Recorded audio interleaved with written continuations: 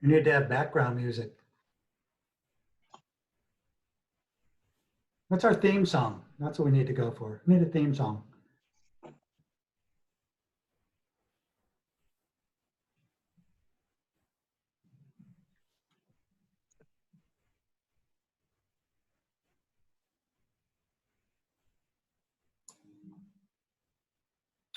All right, we're all in. It is 6:30, and first I'd like to have Town Clerk Schuler has an announcement for us, if you would, please. Yes, so just a couple of logistics. Just as a reminder, your main controls are on the left-hand side of your screen. These are your audio and video controls.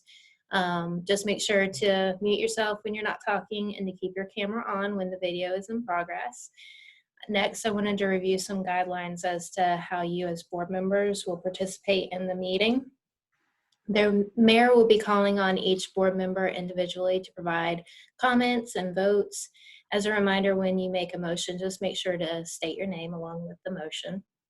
If you would like to speak at any point during the meeting, just raise your hand. But most importantly, we want to make sure that you all are able to participate in the meeting fully. So just text me if you have any technical difficulties so that we can suspend the discussion. And then we just need to take the roll call. So if you all will please indicate if you're present. Mayor Pappas. Present. Mayor Pro Tem McMillan. Present. Commissioner Simpson. Present. Commissioner Westlake. Present. Commissioner Morey. Present. Thank you. All members are present. Mayor, I'll turn the meeting over to you. Great. Thank you, Melody. At this time, I'd like to call to order the meeting of the Board of Commissioners, a regular virtual meeting. It's the third one we've had, May 12th, 2020 at 6:30 p.m. So with that, I'd like you to join me in the ceremonial opening, the Pledge of Allegiance. If you would stand for that and remain standing for a moment of silence right after.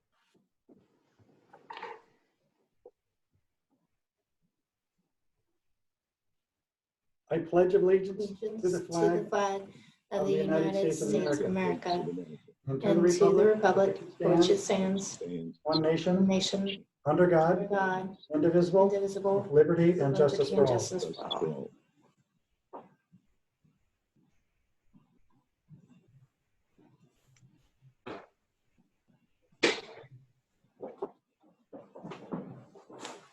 Great. Thank you, everybody. Okay, we're all back in our seats there. So at this point, we're looking at item number 3 on the commencement, the adoption of the agenda. Any changes or comments regarding the agenda? And if there are one, Commissioner Simpson, I see the hand go up. Yes, I'd like to move item C1 from the consent agenda down into, I guess, old business or up for discussion. Okay, that'd be your motion then to move that down. Any discussion? Okay, we'll have a roll call vote, please. We'll go with Mayor Pro Tem McMillan, Aye. Commissioner Westlake, Aye. Commissioner Morey, Aye. Commissioner Simpson. Aye. Very good. We'll move that down into old business. It'll be then the second item on old business. So appreciate that. Okay, we're down to item B here, the public comments. Town Clerk Schuler, do we have any public comments? Anne, I see you have a comment. You got a comment over there. Yes, I think we need to make a motion to adopt the agenda. Yes, I was going to suggest that you need to Okay. adopt the agenda. Sorry, I moved right through that with the motion. So we'll start back. We'll have may I have a motion then to adopt the agenda as amended. So moved. Very good. We'll go around again. Mayor Pro Tem McMillan, Aye. Commissioner Westlake, Aye. Commissioner Morey, Aye. Commissioner Simpson. Aye. Very good. Ayes have it. Thank you. All right. now we'll move down to the public comments. Melody, do we have anybody that is wanting to make a comment? No, we don't have anyone for this comment session. Just want to remind everybody that you can submit your items through our online form, and just make sure that you do that by the end of the day on the meeting by 5 o'clock. Thank you, Mayor. Good. Okay, and public comments on, we have nobody signed up on either agenda item, either comment section? That's correct. Okay, very good. All right, then we'll make it easy. We'll drop down to item C, the consent agenda. So as noted, all the minutes are actually the item number 1, and item number 2 disappeared, and I forget what that is on there. That was closed session minutes. Closed session minutes, there we go. Okay, so with that, do I have a motion to approve the consent agenda as amended? So moved. So moved. Good. You have a roll call or any discussion on that at all? Roll call vote, if we could. Mayor Pro Tem McMillan, Aye. Commissioner Westlake, Aye. Commissioner Morey, Aye. and Commissioner Simpson. Aye. Great, thank you. So we have it unanimous on the consent agenda. And we'll move down to then the recognitions. And so we have no recognitions to be accounted for tonight, is that correct? Very That's good. correct. So then we'll move down to item E, presentations. And we have a presentation from Union County Critical Intersection Analysis presentation. So at this point, I'm going to hand it over to Staff Engineer Kevin Parker. Kevin, you're up.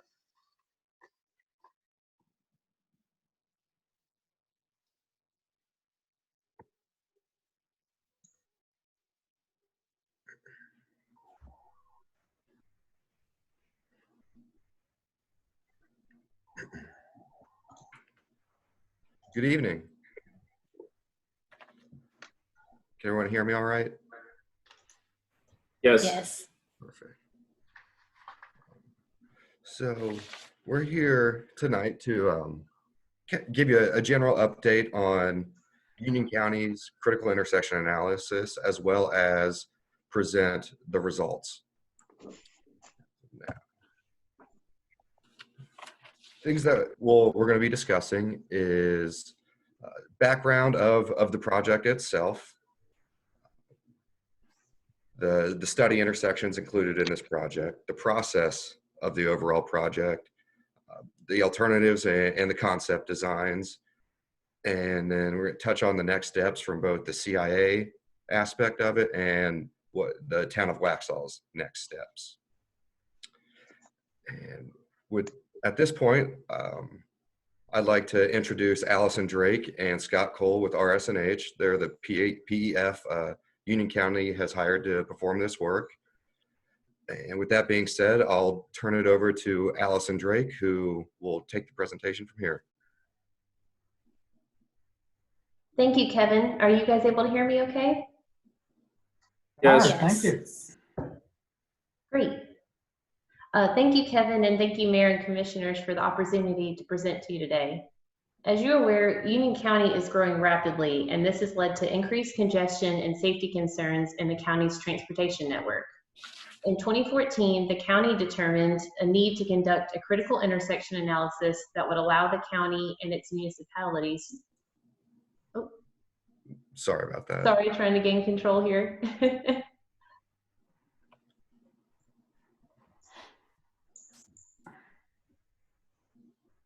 Sorry about that. Is everybody seeing this presentation again? Okay, good.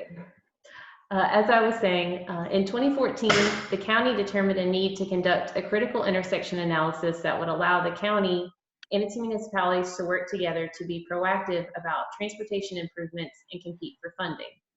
The analysis began in 2016 when 54 intersections were identified for improvements. Out of these intersections, 15 were selected for additional study. Several of these intersections have been funded in 2019, the county elected to conduct a new study which identified 15 additional intersections. 11 of these were selected for additional study. 5 intersections will be studied later this year in phase 2, and 6 intersections were studied under phase 1, which we are here to talk to you about today. 2 of the 6 phase 1 intersections are located in Waxhaw. NC 75 and 16 in downtown, as well as NC 75 and Old Providence. In setting these intersections, Union County and its municipalities formed an advisory committee that Kevin has been a part of and has been involved in every step of the process. The analysis began with a data collection as well as traffic and safety analysis that included a field visit. Based on data gathered and analysis results, we developed 2 alternatives for each intersection. The public was then engaged for feedback through 2 in-person meetings as well as an online survey. These results were used to select a preferred alternative for each intersection. Cost estimates and recommendations are being compiled into a final report, which will be used to give Waxhaw and other municipalities a leg up to compete for funding for these projects. In addition to the 2 in-person public meetings conducted, an online survey was conducted using ArcGIS Story Map, which provided an interactive map for the public to review and comment. A total of 42 responses were received for the 2 intersections located in Waxhaw. For the NC 75 and Old Providence intersection, we developed 2 alternatives, a single lane roundabout and a signalized intersection. Both alternatives realign the intersection to improve the skew, provided turn lanes to ease congestion, as well as pedestrian accommodations to improve safety. Ultimately, the roundabout was the preferred alternative for its traffic calming effect, which included the potential to reduce crashes by as much as 78% and provide a gateway to downtown Waxhaw. The roundabout is already funded, and we are aware that additional funds have been requested for the more extensive improvements shown here. When shown the 2 alternatives, the public favored the roundabout due to improved safety and flow of traffic. Comments were received with concerns regarding the school traffic affecting the traffic at the roundabout.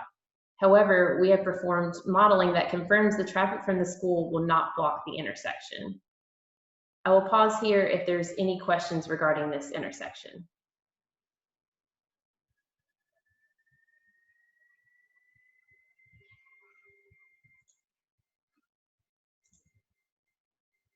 All right. The second Waxhaw intersection studied in the critical intersection analysis is the NC 75 and NC 16 in downtown. When analyzing this intersection, it was determined that both vehicular and pedestrian traffic would need to be considered, and sometimes there's trade-offs when trying to accommodate both. We developed 2 alternatives for the intersection. The first alternative is more traffic-oriented and focuses on vehicular improvements. The other alternative is more pedestrian-oriented and focuses on walkability improvements. However, both alternatives have traffic and pedestrian enhancements. Alternative 1 utilizes the existing pavement on the northern leg of the intersection, but restripes the lanes to an exclusive left turn lane and a combination right turn through a left turn lane. This allows dual lefts to turn from southbound NC 16 to eastbound NC 75, where a second lane was added to receive the dual lefts. The westbound right turn lane on NC 75 was lengthened to accommodate vehicles turning to northbound NC 16. Both alternatives also include an exclusive left turn lane from eastbound NC 75 to northbound NC 16. Allison, excuse me. Mm-hmm. Your pointer keeps disappearing. I'm sorry. Okay, let me change the settings here. Thank you, Scott. Okay, you guys able to see that a little better? Great, okay. Does anybody need me to repeat those? I know that was a lot of information there. I think you might want to start over. Okay, Okay. I'll point to those again. So like I said, on the northbound leg here, we've got an exclusive left turn lane and a shared left through right that utilizes the existing pavement there, just restriping the lanes, and that allows for dual lefts that are going to then turn onto eastbound NC 75.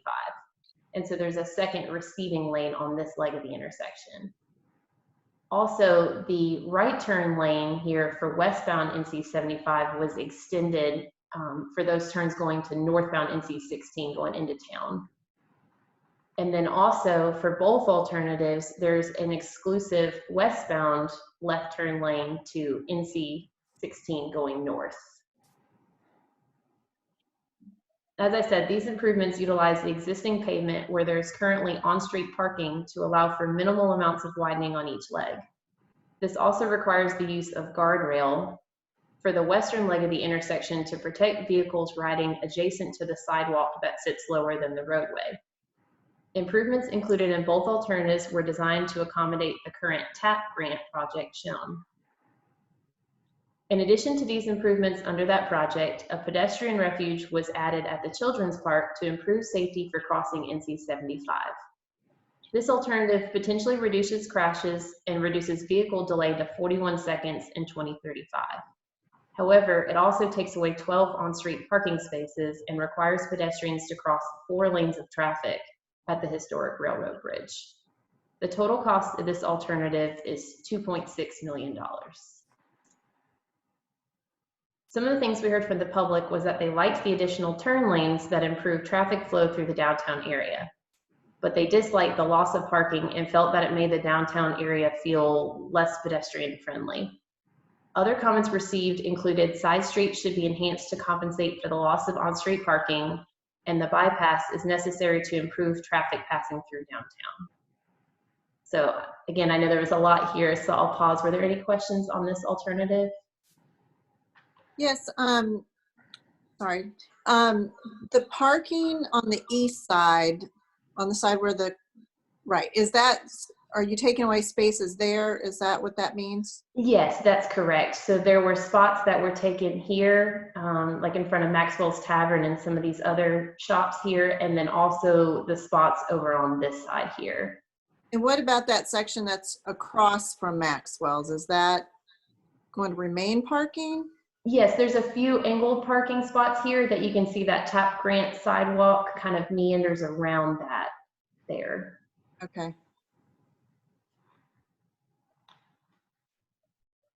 I have a question on the guardrails on south sides of both sides there.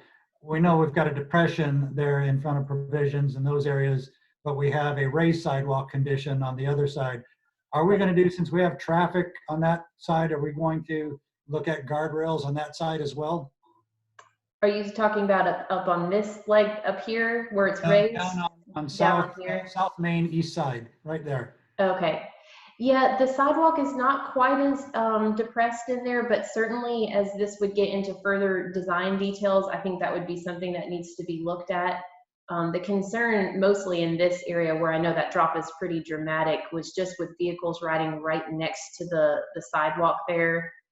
There was some concerns from Ncdot with there being enough vehicle recovery area if someone was to run off the road, wouldn't want to fall down into the sidewalk. Right, on the east end there, though, it's a raised sidewalk. It's above the pavement Oh, yes, surface. yes. And again, you have the risk of somebody potentially losing their balance and falling directly into the traffic lane. Right. And I think that would be something that could be, you know, investigated and discussed with DOT, possibly even maybe a handrail or some kind of safety protection there. I agree. The barriers themselves, are they the freeway type barriers or just like the handrails that we have in other places along town? Well, I think for down here, this one would need to protect the vehicles, so we would need something a little bit more extensive. That's something that we've been in conversation with Ncdot about, and we've investigated maybe something guardrail, maybe something that would be a little bit more aesthetically pleasing, you know, and not to make you feel like you're walking in kind of a tunnel as you're walking down lower in the sidewalk there. I would agree. Again, we don't want to lose that feel of the downtown. In any of the designs, whether it be a single lane there or a dual lane there. Right, absolutely. We'd have to come up with something that looks a little less freeway. Mm-hmm. Exactly. And what we're talking about is a steel guardrail. The typical steel guardrail is galvanized, so it looks like steel. In some areas, the DOT has allowed weathering steel guardrail, which forms a protective rust coating and is brown. And you see that type of guardrail like on the Blue Ridge Parkway and other locations. And it doesn't stand out quite as much, blends in much better. And that would be aligned, would it be right at the curb face? Would that be the outer edges of both the curb face and the guardrail? Because what I'm looking for is on the now south side, the inside of that guardrail, that we would maybe be able to make something a little bit more pleasing instead of, 6x6s or 8x8s driven into the ground there. We would have some type of landscape barrier since we're not going to cross it anyway. And, if we could have some type of a lot better looking barrier is what I'm saying on the inside of it, instead of the inside of a corrugated edge and 8x8s. Sure, that could be something that we can look at. Yeah, absolutely. Thank you. Were there any other questions?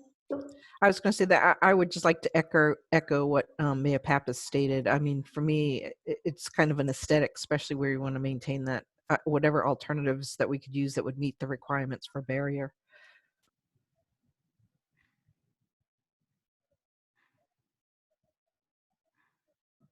Understood. I had a question. Yeah. If memory serves me correct, the alternative 2, so that's totally off the board now? For this intersection, so that's what I was going to get to next. I had just paused here because I knew this was a lot of information, so I was going to jump onto alternative 2 next to go over that one. Okay, so nothing's set in stone yet with either alternative, or? That's correct, and we'll get into that a little bit further in the presentation, but the thought was that due to the importance of this intersection and it being in downtown, and that there's a lot of trade-offs, as we were talking about here, that it really needed some further coordination with the stakeholders and some of the business owners and more public engagement before a final alternative would be selected. Perfect, thank you.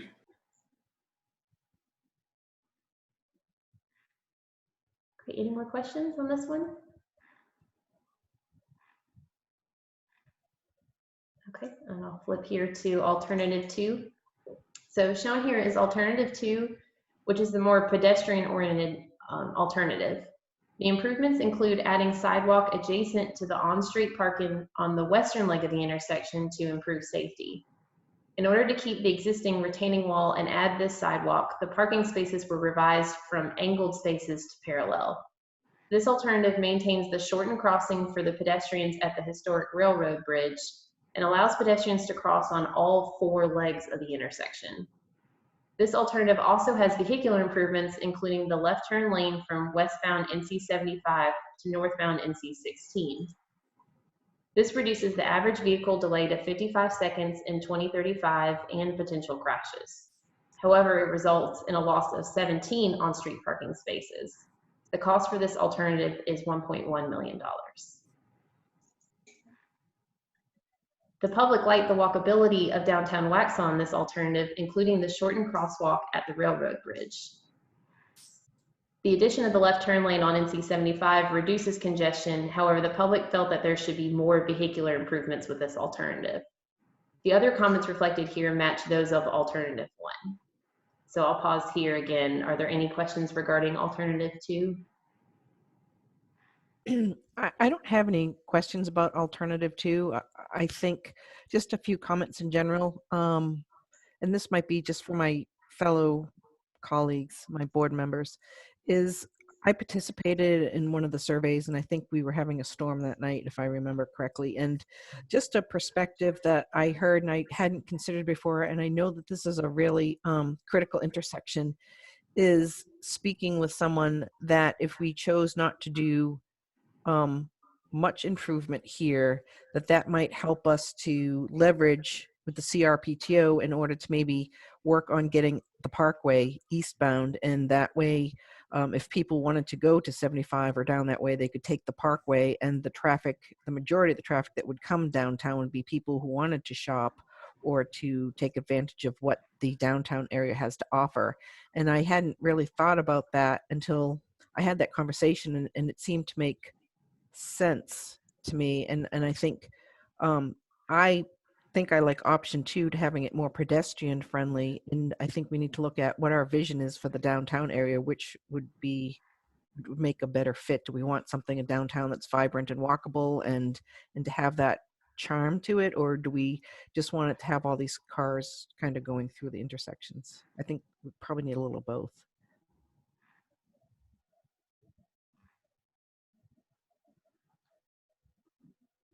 I will also weigh in on this a little bit. You might end up getting a hybrid of the two. I know there's some concerns. I think, that we should consider the longer term vision. Obviously, what we want the downtown to look like going forward in the future is what we should be paying attention to now, with the anticipation that the east end of the improvement, the bypass, will come to us eventually, but certainly consideration of the cost between the two improvements. I would probably rather go with a little bit of an adjustment on this alternative 2, and then try to push forward down the road on the east side improvement. That east side improvement is in the multi-millions of dollars versus this alternative is not. And so I think overall, if we want to preserve the pedestrian look of the downtown, at least it would be my opinion to work with a plan like this to make it more friendly to go in there, to allow those crosswalks with the crosswalk improvements that we're aiming for at the crossing bridge, and then start to look at the improvements to those side streets and those areas and properties on the south side of those buildings there to see what we can recover back in parking. Yeah, and I can speak a little bit to that, to both Ann's question is about the CRTPO funding. I think in the short term, we know there's going to be a lot more growth and trip generations coming through town, and even before the widening gets done, and then the widening is projected, say, 27, 28, there's still nothing funded for the eastern portion of the parkway, and that goes outside of town limits, so we don't really control our destiny there. We do control our destiny a little bit here in being able to do a stopgap measure, and to Ron's point, I think maybe something in between 1 and 2 might end up being. We still got a lot of legwork to do to be sure everybody's really satisfied with the direction we want to move in. But ultimately, what I see is when the parkway does get funded and hopefully built in our lifetimes, that we can go back to downtown, add the parking back in, and create the quaintness that we had, and take advantage of the people who want to be at downtown for their destination, enjoying the character we have, and the people whose destinations don't need to go through downtown, they take a bypass and go on about their business. I have a question. I understand both alternatives serve the roadway improvements. However, and I understand that there needs to be a healthy dose of either or, but isn't there any way to shift it where the parking is on the side where all the businesses are? You would just be flipping the plan around. So the parking across the street, the parking would remain where it is and just shift the lanes further north. Is that a possibility at all, or?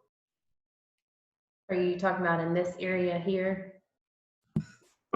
Yes, the lane would essentially run where all the parking is, and the parking would shift back to in front of the businesses. I mean, we're concerned about public safety and them having to walk across the street.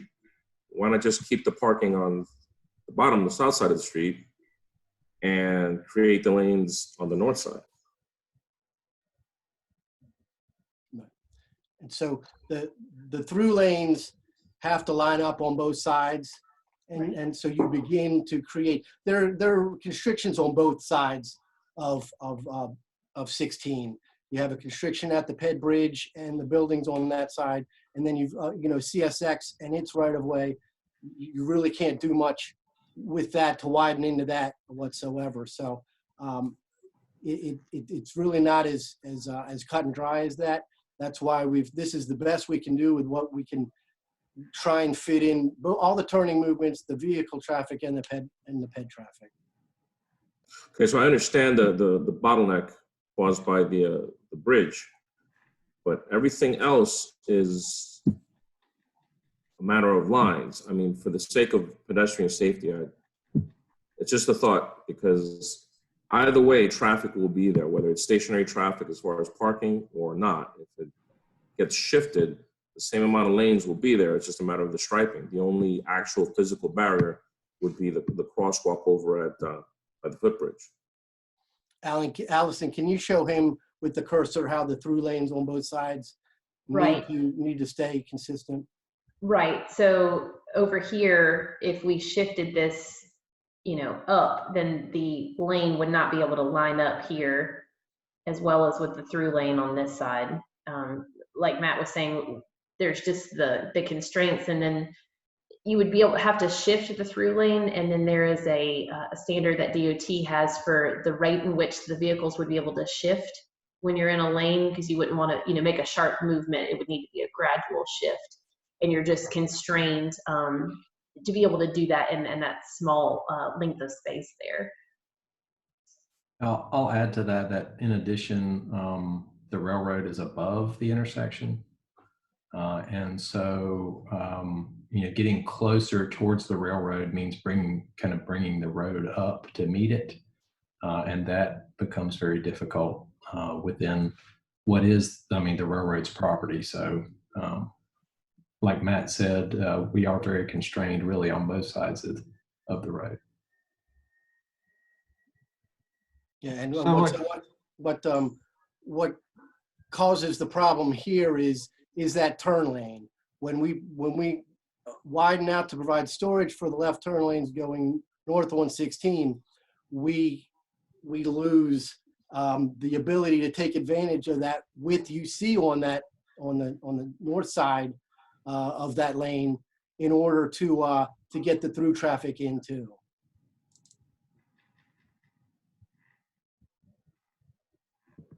Okay. I was going to echo just a comment by Scott. Again, you're looking at the platform grade of the crossing there where the tracks go. You're looking at a steeper change in the differential between that pseudo-concrete platform and then the street grade down below it to the south. Is that one of the concerns that you worry about, is the ramping up of it? Because we had problems there before when it was too steep and truck and trailers were hanging up on it. Exactly. Okay. Mayor, may I? Yes. Just want to put my planner hat on here for a moment and say that I would definitely be wary of going full bore with alternative one, because I do think if you went fully in that direction, it would be very hard to gain back that pedestrian walkability over time. And what definitely concerns me about that alternative would be the crosswalk there at the bridge and walking over those 4 lanes of traffic.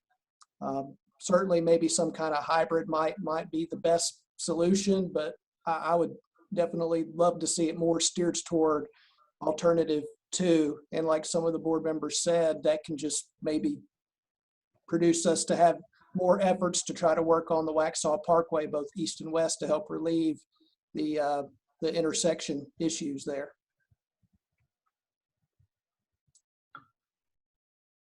I just have a question on by the railroad bridge there at the crossing. Is there going to be some sort of light or flashing like they are going to, like when we discussed on the roundabout for a pedestrian crossing, something to alert the drivers that pedestrians will be crossing?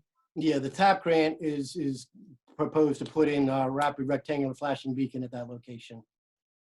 And something like that would remain. If they do get wide and go into something like Jeff is concerned about, the 4 lanes, yeah, well, definitely would have to be improved to provide better timing and probably get those signals to talk to one another in the long run. There are a lot of details that would still need to be worked out. Again, these are concepts, but this provides the general gist for conversation.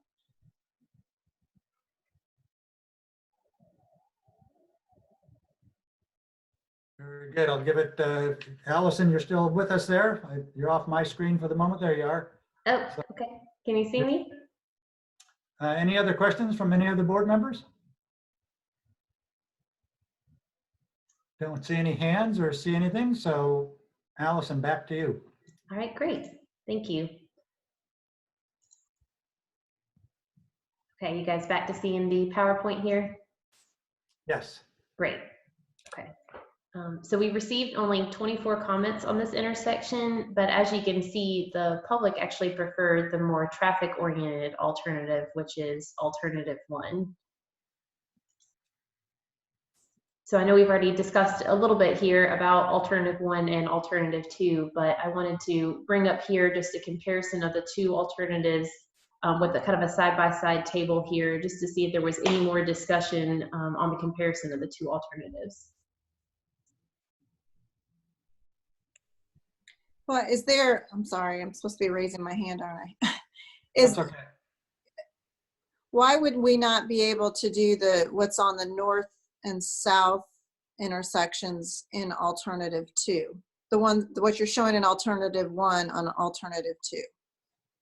Are you referring to the dual lefts here going southbound on 16? Right. Is there a way that could be in alternative 2? And so one of the things is we could do a blend between the two. I believe that's been mentioned. The challenge with doing the dual lefts here is that you need to have a second receiving lane going eastbound on 75 to receive those dual lefts as they're turning. And the challenge with that is, from a pedestrian walkability standpoint, is that you've just got a wider cross section for pedestrians to cross at that historic railroad bridge where there's a pretty heavy crossing movement. So something that would need to be considered if there was to be a hybrid between the two.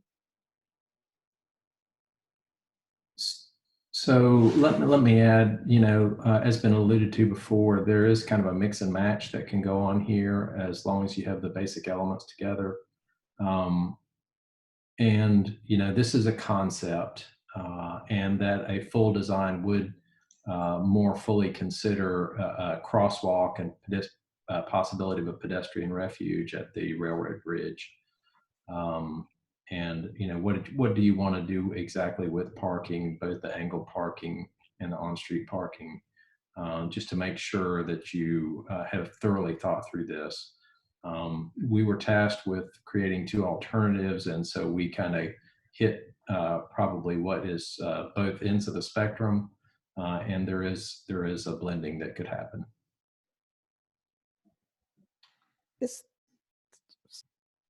I'll just add on to that a little bit. I mean, on the blending, and we may end up having that hybrid, but if I look at the numbers, you've got the vehicle delay of a difference of 14 seconds, and you've got 5 spaces difference in the reduction of spaces, but you got $1.5 million difference in the cost. Now, I know the hybrid might take into consideration a little bit, but it's kind of funny to listen to. I mean, we're so impatient already with all the COVID stuff. So now we're battling 14 seconds here for $1.5 million. I'm kind of leaning towards the savings of $1.5 million. Yeah, and I'll say that that's really not, like you're pointing out, I think not a tremendous difference, but that is per vehicle. And so when you think about how many vehicles pass through the intersection in a day, it does add up. But what we did in our traffic analysis was we grew the existing traffic based on historical growth rates to 2035. So that's kind of what we did this analysis based on, and why it says in 2035. Do we have information, or tell me about how the study shook out? If you're looking at the stacking capability on the north side of Broome Street there, or Broome Street, does it stack all the way up to Blythe Mill, Bivens? How far back does that 55 seconds take into consideration? So if you're running from the north to the south, how far back does it stack to the post office? I think we have that data, but I don't know. I don't believe we have it with us today. We can see. I was just curious as to where the 41 and 55 seconds came from. Right. That's based on modeling software that looks at the traffic volumes and the opposing movements and how they all get through the intersection. It does typically provide queuing information as well. But again, we just didn't, we don't have that rolled into the presentation, don't have it readily available. And that's okay. Like I said, looking at 14 seconds, I know sometimes that can be a lifetime, but, you know, again, going for the longer vision of what the downtown is going to look like, I'd rather spend the time, effort, and energy on developing parking solutions south of Main Street, down those side streets, and maybe some of the properties that we may or may not have access to. And so for $1.5 million, I could probably do a couple of those things. Yeah, absolutely. Those are important points and important aspects of this and any plan. You know, one other thing that I wanted to add too was that the good thing with both of these alternatives is they don't add a lot of pavement, so they don't strip out your downtown. And once, you know, the bypass does come, it wouldn't take a real grand plan to return the pedestrian-oriented elements and some of the on-street parking to this intersection. And, you know, you could put back basically what you've changed. Other question I have is relative to when you're southbound on Broome and you make that left turn, say if there was alternative one where you have the 2 left turn lanes, at some point going east, it pinches down around that curve to 1 lane. Would that be correct? That's Yeah. correct. It would drop as a left turn only into the mill. So you have now another pinch point. So you've moved the stacking around the corner, around the intersection, but now, you know, we know how well people merge when they drive. And so, which is not very much. And, you know, I think you're just going to create the same problem, just 200-300 feet to the east. I think one thing that could be considered with that on the NC 75 and Old Providence intersection, which is just further down, one of the additional enhancements that we showed with the alternative was an exclusive right turn lane going down to Old Providence. So I think in an ideal situation, you know, maybe having those 2 lanes extend all the way to that intersection. Now, I know there would be quite a bit more substantial cost for that, but from a traffic standpoint, it would of course be the more ideal situation. Well, you're right. I mean, that would be an alternative. And, you know, if we're going to go down that road, we would have acquisition, we'd have, you know, right-of-way issues to Right. either shift the lanes farther over to the northeast and get some more roadway there. You've got the pizza place, which is already pinched. And so, you know, you're going to pinch that traffic somewhere between the intersection there and around the curve. So I think it would just as much slow it down. I'd rather see the flow keep moving and get moving east and south than people stopping, trying to merge, you know, and we all know how that works, you know, here in the area. And to me, you know, they just stop. And so now you've got the right turn stopped or the merging lane stopped. You've got people making that outside left turn stopped in the intersection because the guy up ahead of them 300 feet can't merge. So just a comment. And one thing to just mention too, with the traffic that's a little challenging to see in these numbers is from the railroad too. So by adding that left turn lane exclusively going to northbound NC 16, if you've got a train, those vehicles are now out of the way of those that are trying to travel straight on NC 75. Right. And that helps out emergency response in some situations as well. One of the Commissioner Simpson. one of the comments that I have is, and this might be a Matt question too, is on when you're coming down Broome Street, on that right lane will be right, left, and center. Do we get a lot of stacking on that? I mean, because I think that people who want to make a right turn, they can just take a right on red there. And if you're waiting for people to make the left turn, I think that can add some stacking to that too. Yeah, absolutely. That's correct. I mean, it is, there's no easy fix in this location because of all the things that are happening in such a small space and nowhere else to move. So we're doing a lot of combinations of things to try and accommodate everything at once, and no one of them is a no-brainer. They all come with their own issues, and that's why really it's the bypass that's really supposed to help us solve this, and knowing that it's just going to take so long, and knowing we're already frustrated with things as they are, much less any future growth. what can we do now to relieve the pressure, but do it in a way that keeps the pad, the vehicles, and the town's character as intact as possible. And that's why we didn't dare think we were going to go sit here in a session and go over two and pick one and move in a direction. We know we've still got a lot of work ahead of us. This gives us really good information to speak from and to continue to those conversations so that we're all comfortable at the end of the day when we do propose to fund something. One other thing, how does this fit in when we had discussed some of the potential improvements from Waxhaw Parkway down to Broome Street? I know we kind of talked about some concepts about that. How would that figure into these two alternatives? Well, I assume you're talking about the center turn lane. Okay. Yes. Yeah, not a whole lot. What they do is they really help in the way that we talked about this northbound left getting out of the way of other traffic. That's what the center turn lane would do for turning movements. If you're trying to make a turn into those side streets, McDonald and Price, the center lane allows those vehicles to get out of the way and let the through traffic continue. But they don't really play together in a way that's functional. What we're trying to do here. Well, I definitely agree with the left turn lane to the northbound on 16. I was just wondering, like, as the traffic's coming down Broome, if they wanted to take a left turn at the end here onto 75, if we had that turn lane, I mean, how does that feed in? Yeah, with that center turn lane won't be all the way. We've already got the laneage we can have between the vacant lot and the East North Main buildings.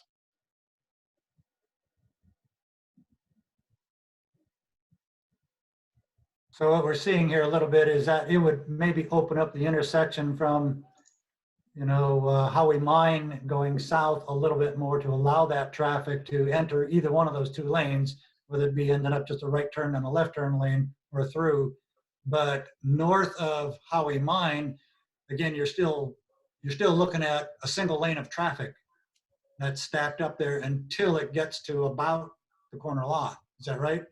Right. Yeah. That the geometry there is not going to change by either of these alternatives because of the constraints that we're already maxed out at. And then looking at the traffic that might want to turn left either on Howie Mine or onto north South Main. And how do we do? Do we close those off to left turns? So Howie Mine would be tough to do because then you're driving back to Blythe Mill and up Providence or down Providence. But when you get to, all the improvements we're doing on the north side of Maine there in front of Dream Chasers and all that, and we're talking, how does that intersection work? And so the tap drain is already going to change North Main to one way. Right, and it goes from the west to the east. Or is it the other way around? No, it's correct, from the west to the east. Right. So are we still allowing left turns off of Broome onto the east side of North Main? Left turns off of Broome. Yeah. So they're turning, just before the train tracks, they want to turn left. And again, you have now traffic control issues or stacking issues. You're holding up there. You won't move them across the railroad track because they want to turn left onto Main. So do we eliminate that so we have more of a straight through? I mean, that gets to if we see, I would say if we see issues with that when we change, then we could certainly consider that. I wouldn't consider it outright because the access to the businesses that you still want to have there. And it's kind of what's going on now is everybody just kind of has to make good eye contact and be aware of their intentions because so many different movements are happening in those two different blocks separated by the train. And certainly if someone's not familiar with the intersection, they're not going to like it. It's going to be frustrating, but I think most of us have taken it for what it is and understand you kind of got to like your neighbor a lot and be willing to let let those movements occur.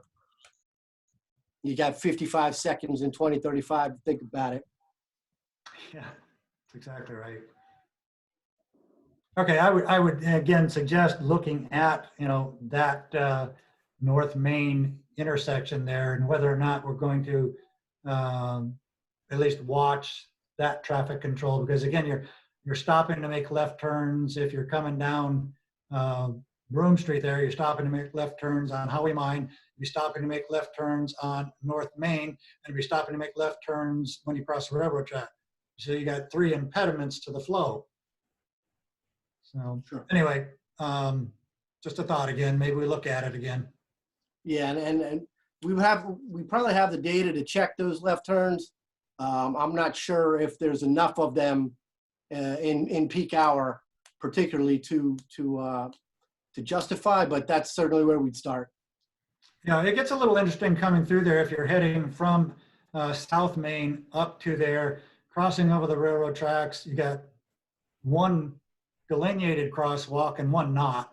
They cross on the north side there by the corner lot and the antique shop there. So again, you've got so many people or so many things that could affect the flow, pedestrian and vehicular.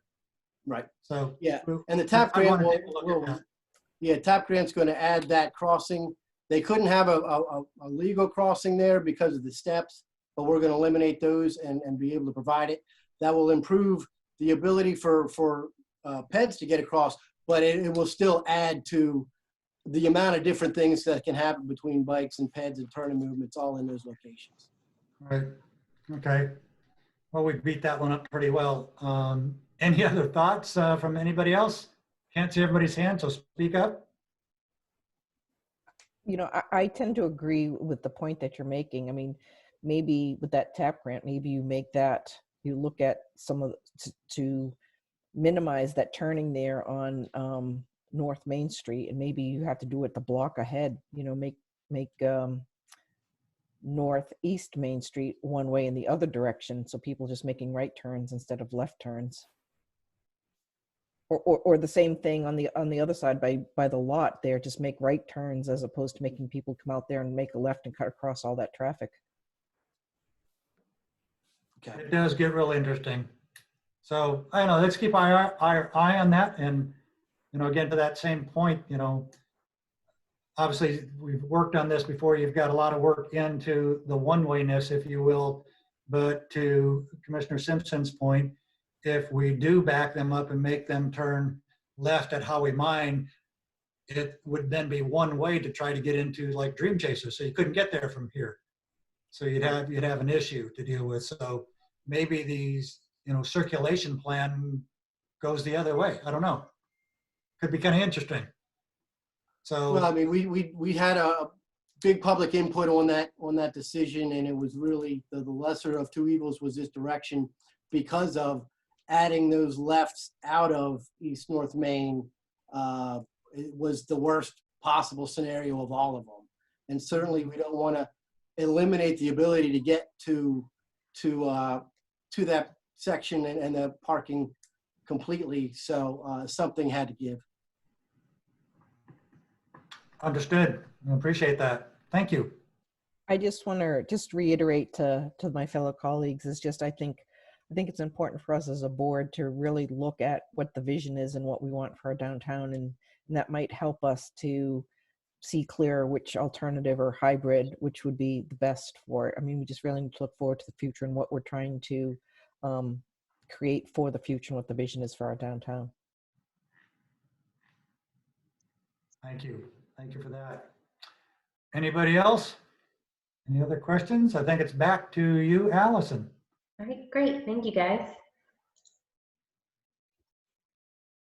All right, so the next step for the critical intersection analysis is to complete the study workbook and action plan for all of the intersections. As you know, the 75 and Old Providence intersection has been funded and is awaiting approval on shortfall funding. A preferred alternative was not selected for the NC 75 and NC 16 intersection as the town recognized the need for additional public outreach and stakeholder coordination. And with that, I will turn it back over to Kevin to further discuss these next steps. Thank you, Allison. So So as Matt mentioned previously, that there's still got to be a lot of more research and a lot of more public input that's got to be had between these two alternatives. These concepts will be used as the basis for that research and for that public outreach and input. And pending the results of all of that, additional concepts may need to be created and considered. If everything goes swimmingly, there's no issues, which is what we hope for. But as Matt had previously mentioned, this is a big intersection with a lot of implications behind it. So, but if there is one concept that is widely favored, this concept would be submitted for direct attributable funding, the DA funds, in the fall of 2020. And this application submittal would necessitate a 20% local match. And I think it's important to note here that the preserves at Forest Creek would have some skin in the game as a part of their TIA mitigation, and possibility that they could and would contribute to that local match. That's just something to think about, and a good note to make there. When it's all said and done and it's approved for DA funding, preliminary engineering and design could begin as soon as fiscal year 2022, with construction beginning around FY 2025. And the last point I kind of want to make here is, if you all remember from the meeting on the 28th, the application process behind the NC 75 in Old Providence, where the funding is kind of spread out over 3 to 4 years. And this is the same funding grant and the same funding process and strategy. So it would mirror the same strategy or the same process as the 75 and Old Providence intersection improvement. And with that, if there's any more questions, we'll be happy to take them. Commissioner Simpson. Would it be possible to get some of that additional information that I think Mayor Pappas was asking about as well? That might help us to. The stacking? Yeah, some of the stacking, some of the other data or traffic counts, maybe for a couple of those intersections, I think he was requesting. Yes, I think we could do that. Kevin, we can help get you some information that you could provide to the commissioners and the mayor.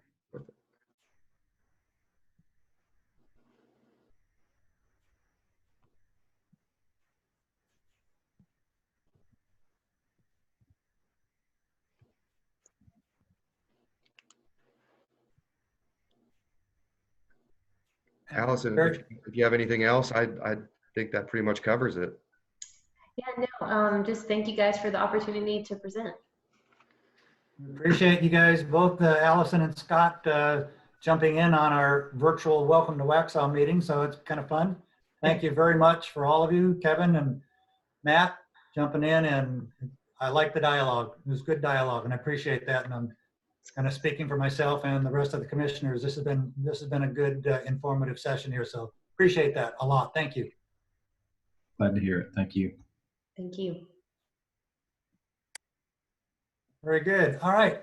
From that, I think, Kevin, you're up again. You're on the spotlight tonight. So we got the Master Transportation Plan draft. So your ballpark again. Yeah, hopefully you're not sick of me yet. Well, we are kind of throwing you out, right? That's what I hear. So, you know.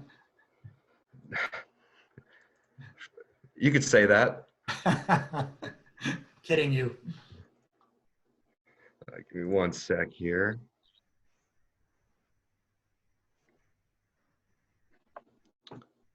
Apologize for the delay. Not a problem.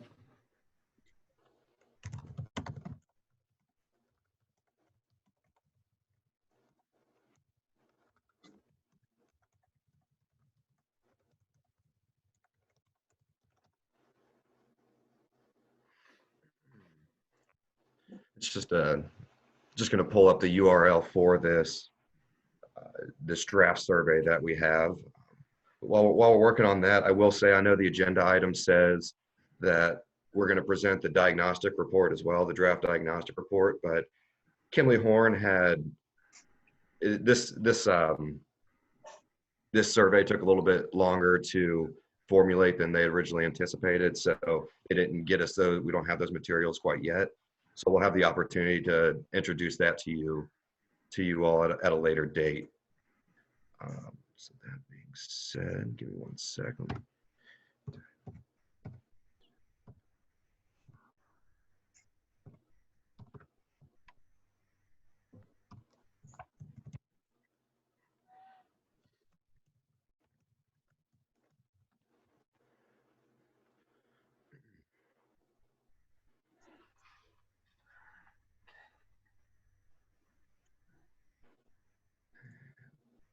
Is everybody able to see that okay? Should I zoom in a little bit more?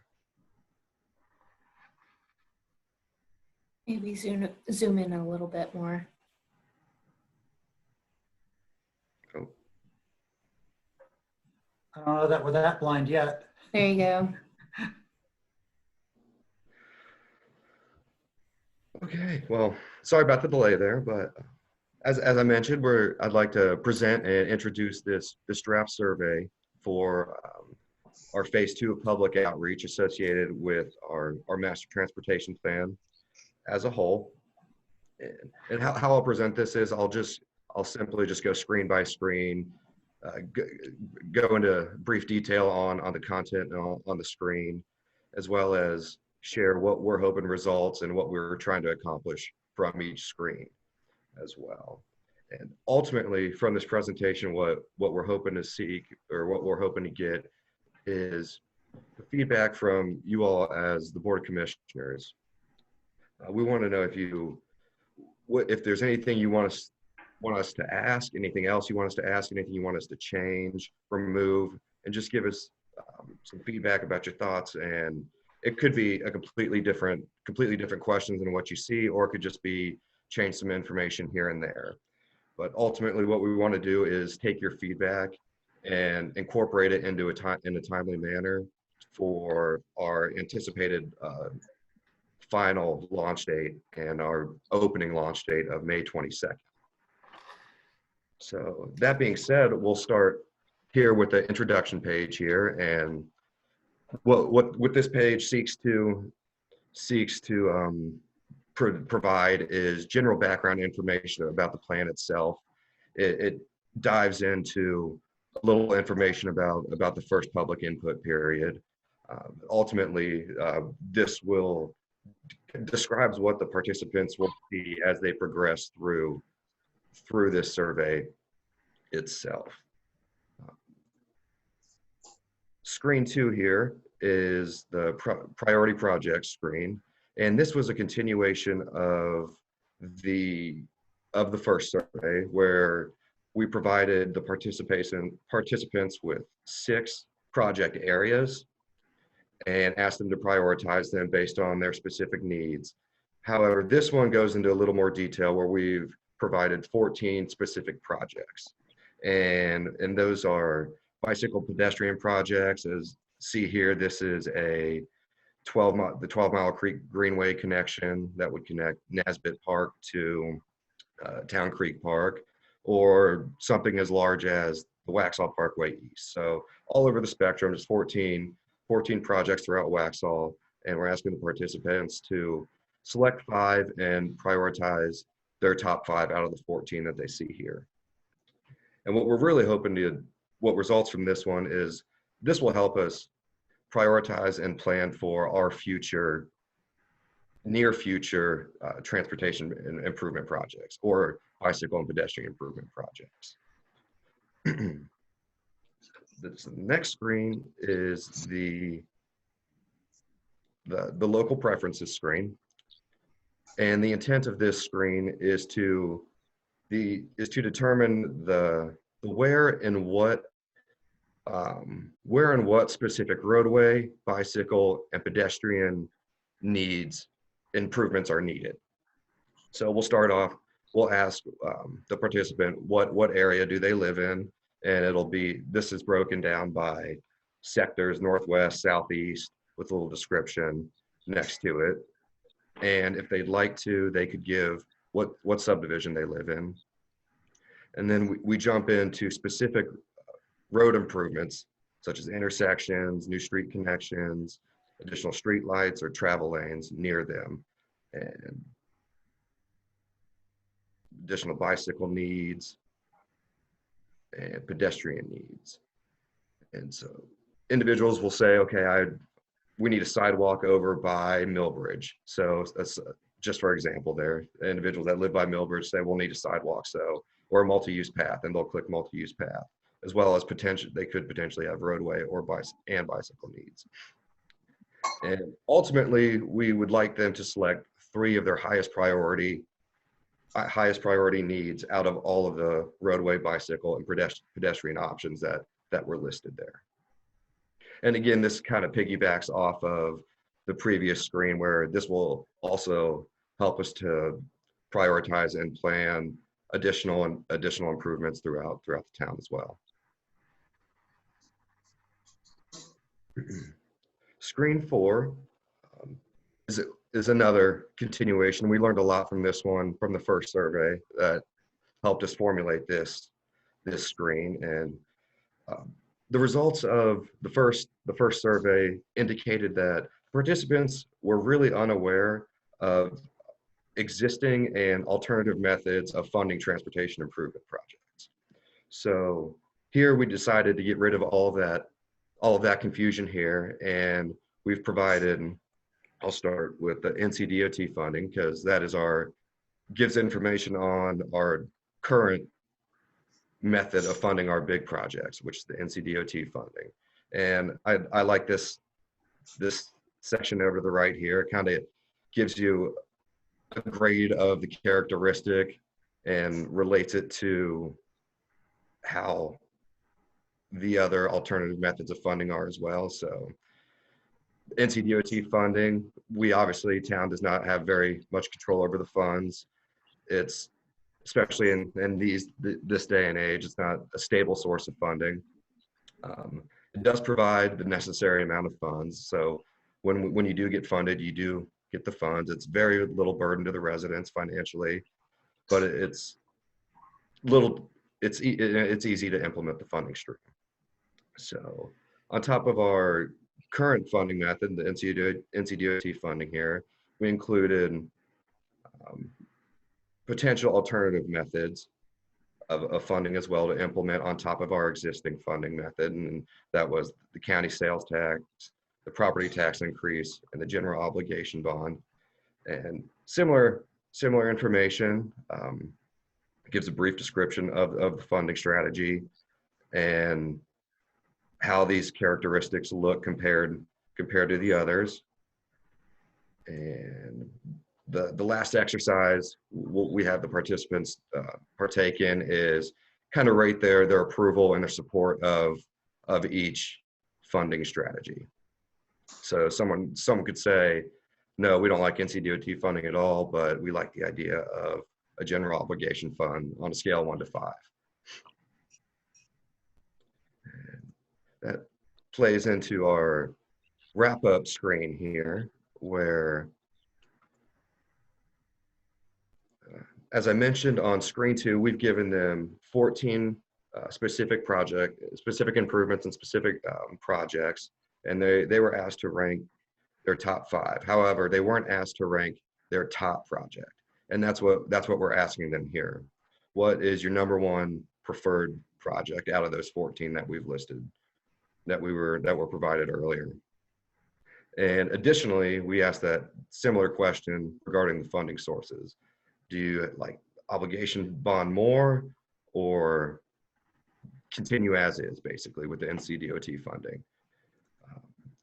And we also asked them where do they work or go to school, kind of get an idea of where people are commuting to, which is all good information. And just some supplemental information regarding participation with phase 1 and any additional comments that they could provide. So with that, I'd like to open it up to you all for feedback. I know it's quite a bit of information, and I will say if something pops up, I know our launch date is May 22nd. However, by the end of the day, Friday, is when we need to submit this to the survey software, and that's MetroQuest, because they physically take the information and the comments and make the changes themselves, and that takes about a week. So we would need, if something pops up from here and in the end of the day, Thursday,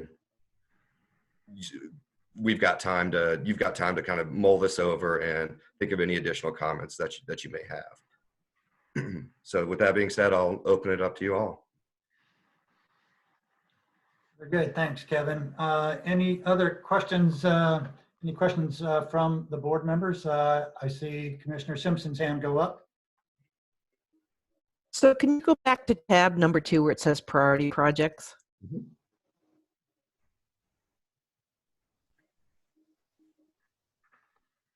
So out of these projects, how were these 14 selected, and what are the 14 projects, or what are each of them? So a lot of these are projects that staff has. So specifically, I'll reiterate that from the first survey, if you all remember, we had Waxhaw Marvin intersections and the Waxhaw Marvin corridor all listed. There were 2 different areas, but had much more implications behind them. And so, sorry, there's a little bit of a delay on I was going to say, could you just, if you just hover over them? I think you got to click on them. Oh, okay. But so, for instance, we have the Pine Oak and the Waxhaw Marvin intersection is one, and we have Kensington and Waxhaw Marvin, the phase 2 part of that intersection improvement, as another, and Gray Byram and Waxhaw Marvin. Additionally, we have the Waxhaw Marvin multi-use 10-foot multi-use path that's on the west side as a project here.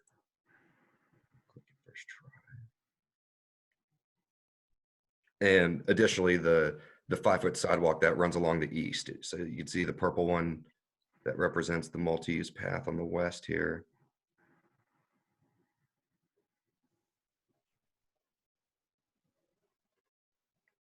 That's not it.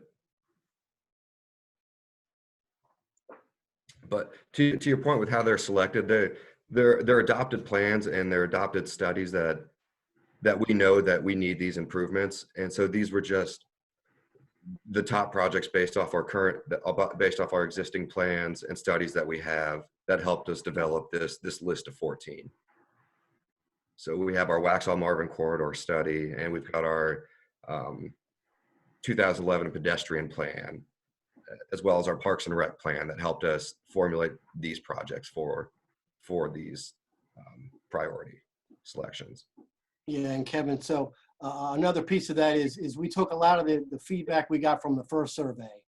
And so we started cold with just what we thought residents would be looking for. And it turned out there was a lot more variety, not just roadway work. There was a lot more bike and ped things that came up. So we expanded based on a lot of the feedback to make sure we could really hone in on further details that we could not get to in the first one, coming cold from it. And I think maybe if you go, Kevin, to, is it the wrap-up one that has you pick a particular project, that'll have the list all in one place to kind of speak from. And again, this wasn't an intent where we'd be able to go through in this setting every piece. We'll get you the link so that you can go all week and kind of feel it out for yourselves and really see what you think about and what kind of changes you might recommend. We've had an issue with the weather that really pushed back the schedule from the first survey, and now that we can't have another public open house with the current conditions, we're kind of doing the best we can in the circumstances to really still engage the public in a real helpful way, so that our goal is still met at the end of the time, because we have to be done at the end of June. That's when the funding finishes out. Just I have a few more things on the funding sources under 4.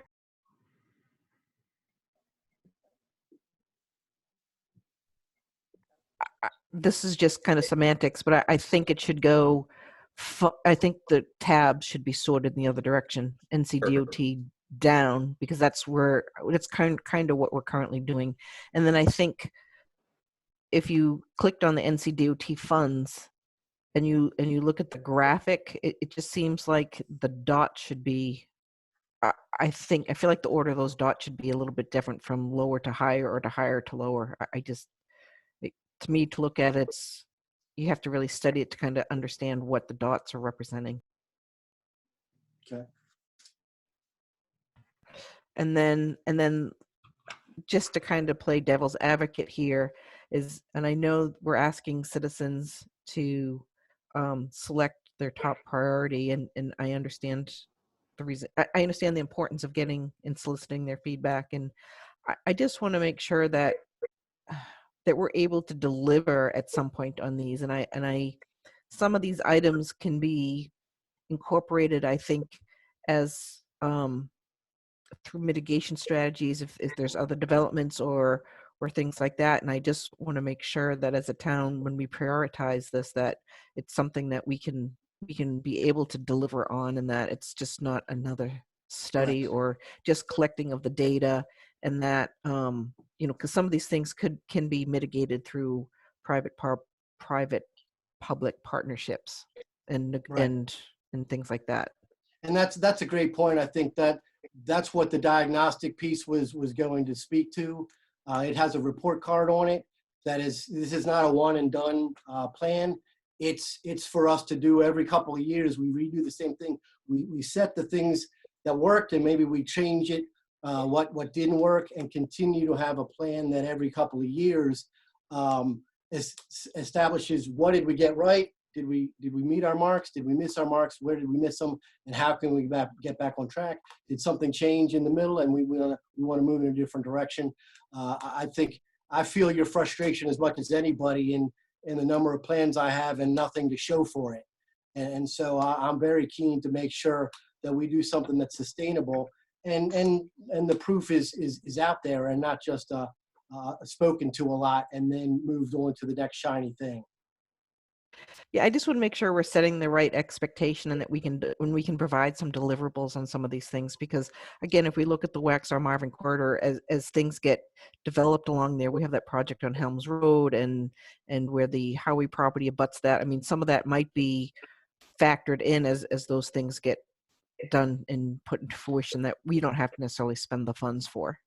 Absolutely, and that's always going to be a part of the process. We will continue to understand that anything that's undeveloped is already going to have a leverage there, a means to get something at least in that small location done.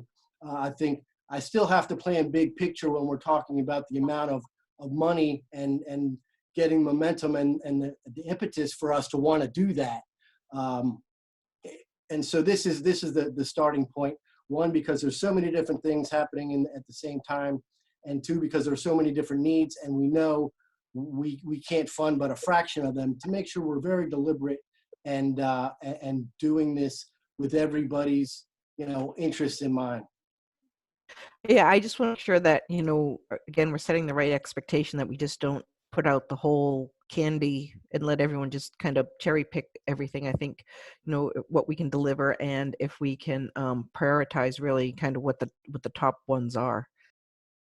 Right. Just not a wish list. At the end of the day, with the report, there will be a distinct separation between what we think are the priorities and how to fund them. We're certainly not going to prioritize something we can't show a plan to fund.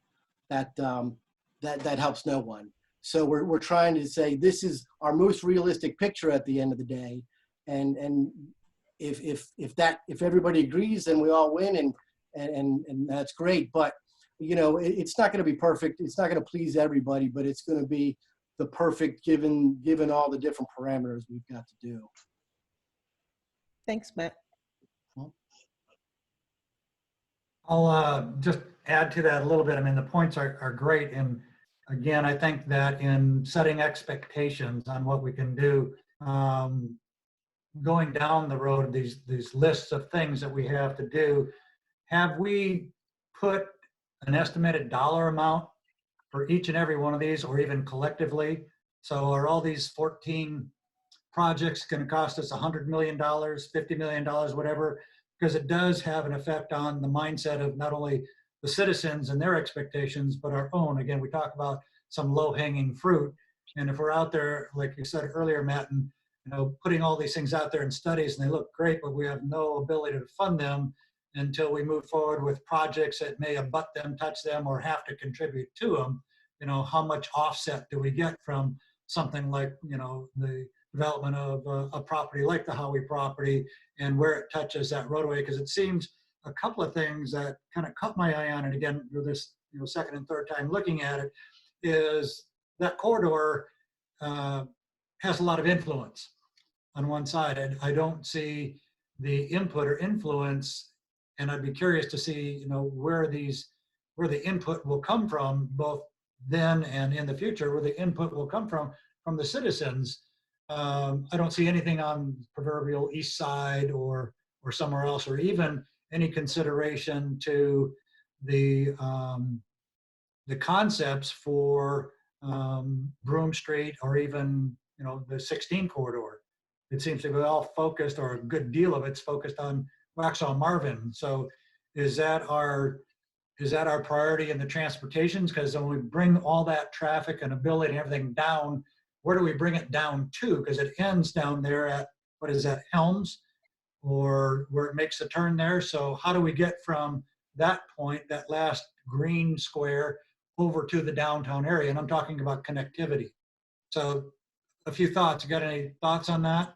Comments? Yeah, absolutely. I mean, there's a lot there to unpack, but I'll start. I think at the beginning was cost estimates along with all of these, and there will certainly in the report have to be whatever flushes to the top will have to be supported with data, both in the cost and what are the potential sources of funding and timelines. And then as you go down, some things, if they don't bubble to the top at all, then we kind of say, okay, we asked, we know not to waste much time, and we can focus on the top half, so to speak.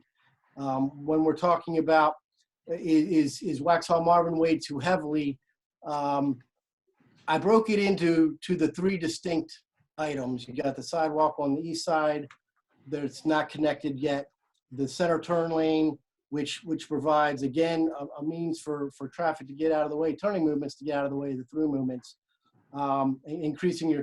decreasing your travel times there. And then on the west side is the multi-use path, and those can technically happen distinct from one another.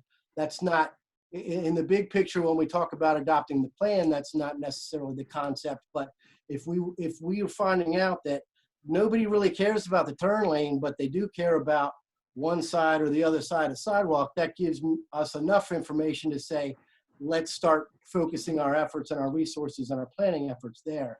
A lot of the subdivisions that are already there and are not going to be redeveloped, they don't have sidewalk. How important is it for us to put sidewalk along there? That's something I would want to know before we just went out and did it because we thought we needed connectivity.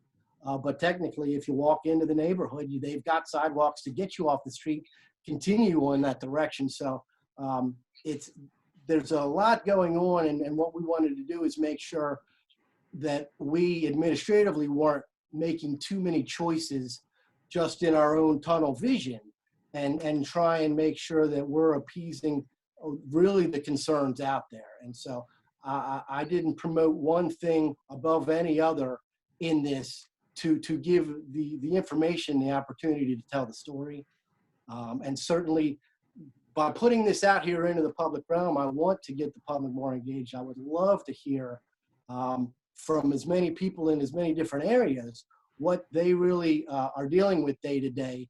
Instead of looking at the numbers, I see delay times, I see all the traffic volume numbers, but there's no feeling in there, and there's no emotion to that, and that certainly is something that's worth it in the long run to have success in what we're trying to do.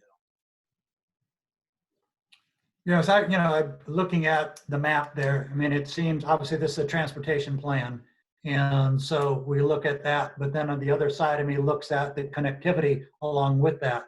So it seems like the consideration might have been early on, at least these first stages of it, seems like the consideration was vehicular up and down Waxhaw Marvin rather than connecting the town from a pedestrian standpoint, because as you see on the slide that's on there right now, it comes down to the very south there and just stops.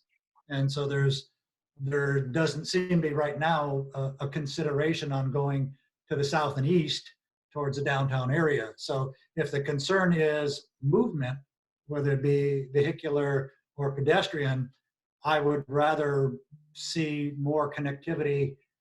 If they're going there, either connect the vehicle, travel down into the downtown area, or in concert with the pedestrian plan, sidewalks and things like that, to get all the way over. And so what's not shown here is, again, the things that are already funded. And so that grade separated crossing is a big piece that would be a line here that shows how you would get both vehicle and ped connectivity down south across the tracks and 75. Waxhaw Parkway West is still a massive goal for me personally to try and get the connectivity we know we need when that widening comes through. The Howie parcel is a potential means there that's in play, but not necessarily something we can really engage here when we're talking about what the public can do. And then the 16 widening as well doesn't show up here because it's already funded, and I don't want it to confuse or compete. Right. No, good thoughts. I just, again, want to make sure we have these discussions open, because you're right, unless somebody connects the dots like you just have, with that, we want to make sure that, again, the bigger picture is, where we're heading. And, if there was then after this, or maybe we have an overlay showing the existing projects overlaid on top of this one, so we show that connectivity. Right. And Yeah, again, this this is a funding strategy.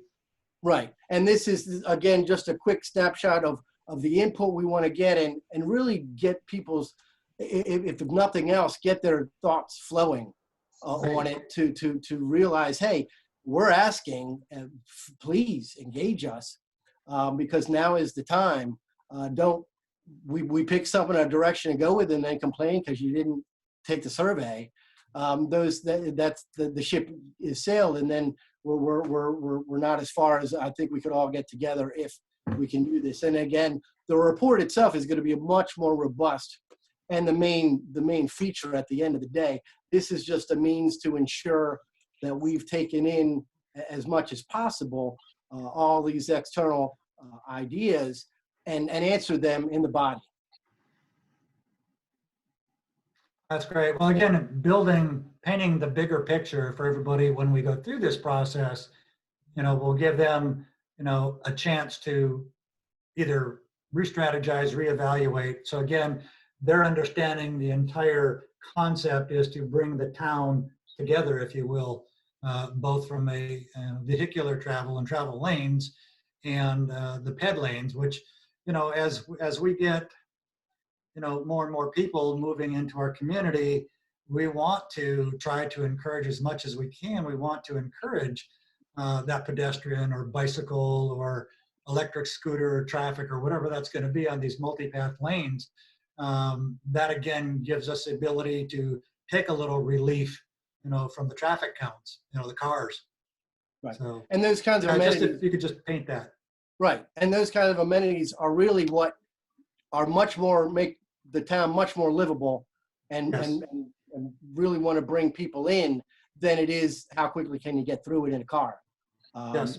That's always going to be key for our department to focus and make sure we're not losing sight of how important that is. That's again why we want to get this feedback and address it. And again, once this comes out and we're done with the report side, it's going to have a whole other presentation piece where hopefully we'll be able to get people in a room and have these kinds of discussions. Not that it's all going to be set in stone, but we're going to have this data all in one place to begin to speak to and help us make decisions in a much more informed manner. That's great. And I'm sure that, the board would feel the same way. I mean, we are, ready, willing, and able to engage in this to give you guys the support you need to talk about every aspect of it. We all have, different milestones, different concerns, that we want to address, but we are more than willing to step in and help and and have those individual dialogues in group settings when we can, as often as we can, to better hone in on these plans to connect, the west and the east side and the north and the south together. We want to take that into full consideration. So, that's a lot of good work in there. I appreciate that. Thank you. Okay, show of hands around the corner. I can't see them all. Any other questions? I just have one thing. It would be helpful to be able to see the pedestrian plan. You said it's from 2011, which really probably needs to be updated. I don't know if you're working on that or not, but I'm seeing some very selective sidewalks in that list, and it would be nice to have an option of connecting sidewalks as a whole, where there's sections that are like sidewalks to nowhere, to be able to connect those, and those people that live within, say, 2 miles of the downtown area need to be able to have access to the sidewalk to get to downtown.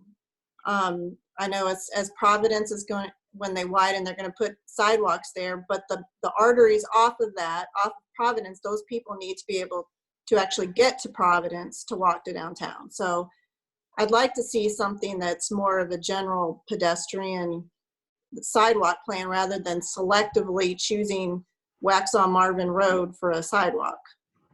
I don't know if that's possible. And that's definitely part of what we're trying to do. I think there's a big difficulty when we know the widening for 16 is coming down, and a lot of that section has missing spots. So if we went in and we did a lot of that work now, it almost gets you to nowhere. It's like, great, I'm stuck at the corner of 16, and now what do I do?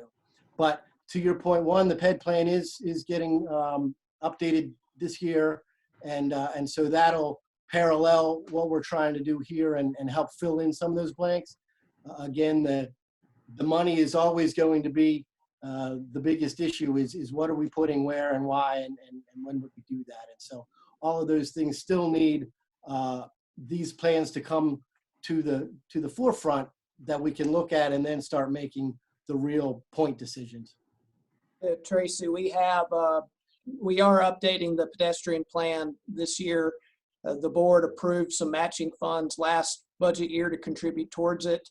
And we actually received the agreement just a few weeks ago, and we now have our selected consultant on board. And so hopefully we'll be getting started in earnest here very soon. Very good. Thank you, Jeff. Any more questions from the members of the board? Comments? Just a quick question, Jeff. Where are those funds coming from? Last year, the board approved in the budget some funds to match any time that the NCDOT calls for funding for these projects. They require 20% match from the town. And so it was in last budget year that was, so I guess this current budget year, it was expended early in the budget year as the contribution towards updating the plan. Thank you. Great. Matt, still your presentation. Anything else you'd like to add to that? Any other questions to be entertained by the members of the board?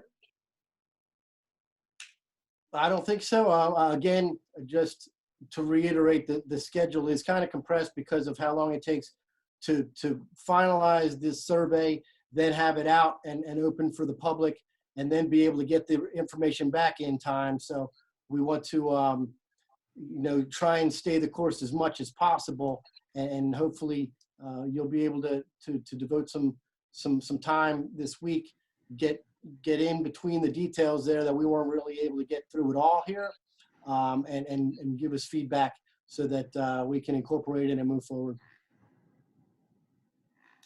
That's outstanding. I appreciate that. This is good work. We're heading down some right roads on this stuff, and I do appreciate all the work that's gone into this. It's a lot of work. We'll try to give you as much focus as we can. Certainly, we're going to hear and try to understand the citizens' input as well, and then start to help them understand our vision for where we're going as well. both from a functional standpoint and a financial standpoint. So a lot of good work, and I can appreciate all the work that's gone in. So thank you, Kevin and Matt, for both of your efforts on this stuff. And thank you, commissioners, for those are very good questions. So appreciate that. So any more questions to our hosts on this side? Great. Any more comments, Kevin and Matt? Anything? No, thank you. And I really hate that we couldn't get you the report as it stands, because I'm really excited. I think it's going to be an excellent piece, and probably set the tone for what a lot of other localities are going to use going forward, because what Kimley Horn has done is really impressive, and in a short time and for a very considerably small amount of money, when you talk about transportation work, it's going to be quite impactful. And hopefully the next meeting we'll be able to bring that forward, and you can see the whole package that we're bringing. That's great. And so May 22nd is the launch date, correct? Is that the proposed launch date right now? Correct. Very great. Well, again, we are ready, willing, and able to step in to assist wherever we can. So this is a good team effort, and I'm loving it. So thank you very much, guys. Appreciate it. Thank you.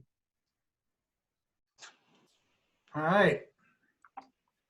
So with that, if we're all done there, we'll pass through the public hearing section, since there aren't no public hearings then. And we're going to jump into item G, the old business. And this is the purchase of the property located at 4220 Waxhaw Marvin Road. And so with that, I'm going to turn it back over to our town manager, Jeff Wells. Thank you, Mayor. The town has negotiated the purchase of property owned by Union County at 4220 Waxhaw Marvin Road. The property is approximately 18.5 acres and located at the southwest intersection of Waxhaw Marvin Road and Kensington Drive. The town and county have agreed on a purchase price of $660,000, and that is consistent with the appraisal that was completed this past winter. To move forward with the purchase, the board will need to authorize the manager and attorney to complete the purchase and authorize the expenditure of $660,000. The recommended motion is to approve the manager and attorney to complete the transaction and to authorize the use of unassigned general fund balance in the amount of $660,000 plus the associated fees to close the transaction. Thank you, Mayor, and I'll be happy to answer any other questions that you may have. Okay, very good. Before we take that on, just we'll allow just some questions if we have any last minute questions. If not, then I will don't see any hands going up. I will request someone to make a motion on this, if you would please, and go ahead and recite and make the motion. Who's brave? Okay, I make a motion to adopt the purchase and authorize the town manager and the town attorney to conduct this purchase as town manager just stated. Very good, thank you. The motion is to go forward with the property by Commissioner Moray. Any discussion? Mayor Pro Tem McMillan? Did I see your hand go up? I'm sorry, I saw your square go up, so a false positive there. How's that? Very good. All right, being there's no further discussion on it, a roll call vote, please, on that motion. Mayor Pro Tem McMillan. Aye. Commissioner Simpson.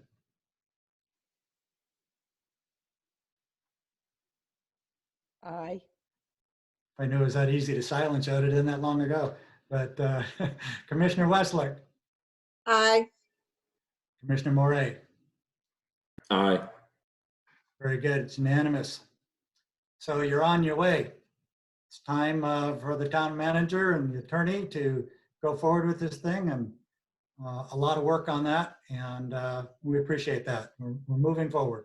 That's Thank great. you, Mayor. Very good. Okay, next item is dropping down from the consent agenda to the approval of the BOC minutes from that. So if there's any discussion on that before we make that motion? Commissioner Simpson. Yes, I'd just like to note that there are meeting minutes from July, August, and September of 2019 that are on the consent agenda or was on the agenda to be approved. And at that time, I was not on the board at that time, so I would like to defer the approval of those minutes to Commissioner Westlake and Mayor Pro Tem McMillan. And I'll look to defer them to make sure they're accurate. Okay, with that, I guess it's as simple. We're just looking for the approval and the statement. Any other comments? I see no hands there. I guess from there, we'll look at a simple motion from one of you. If you'd like to make the motion to approve or disapprove the meeting minutes.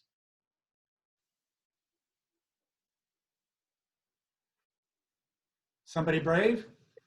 Mayor Pro Tem McMillan.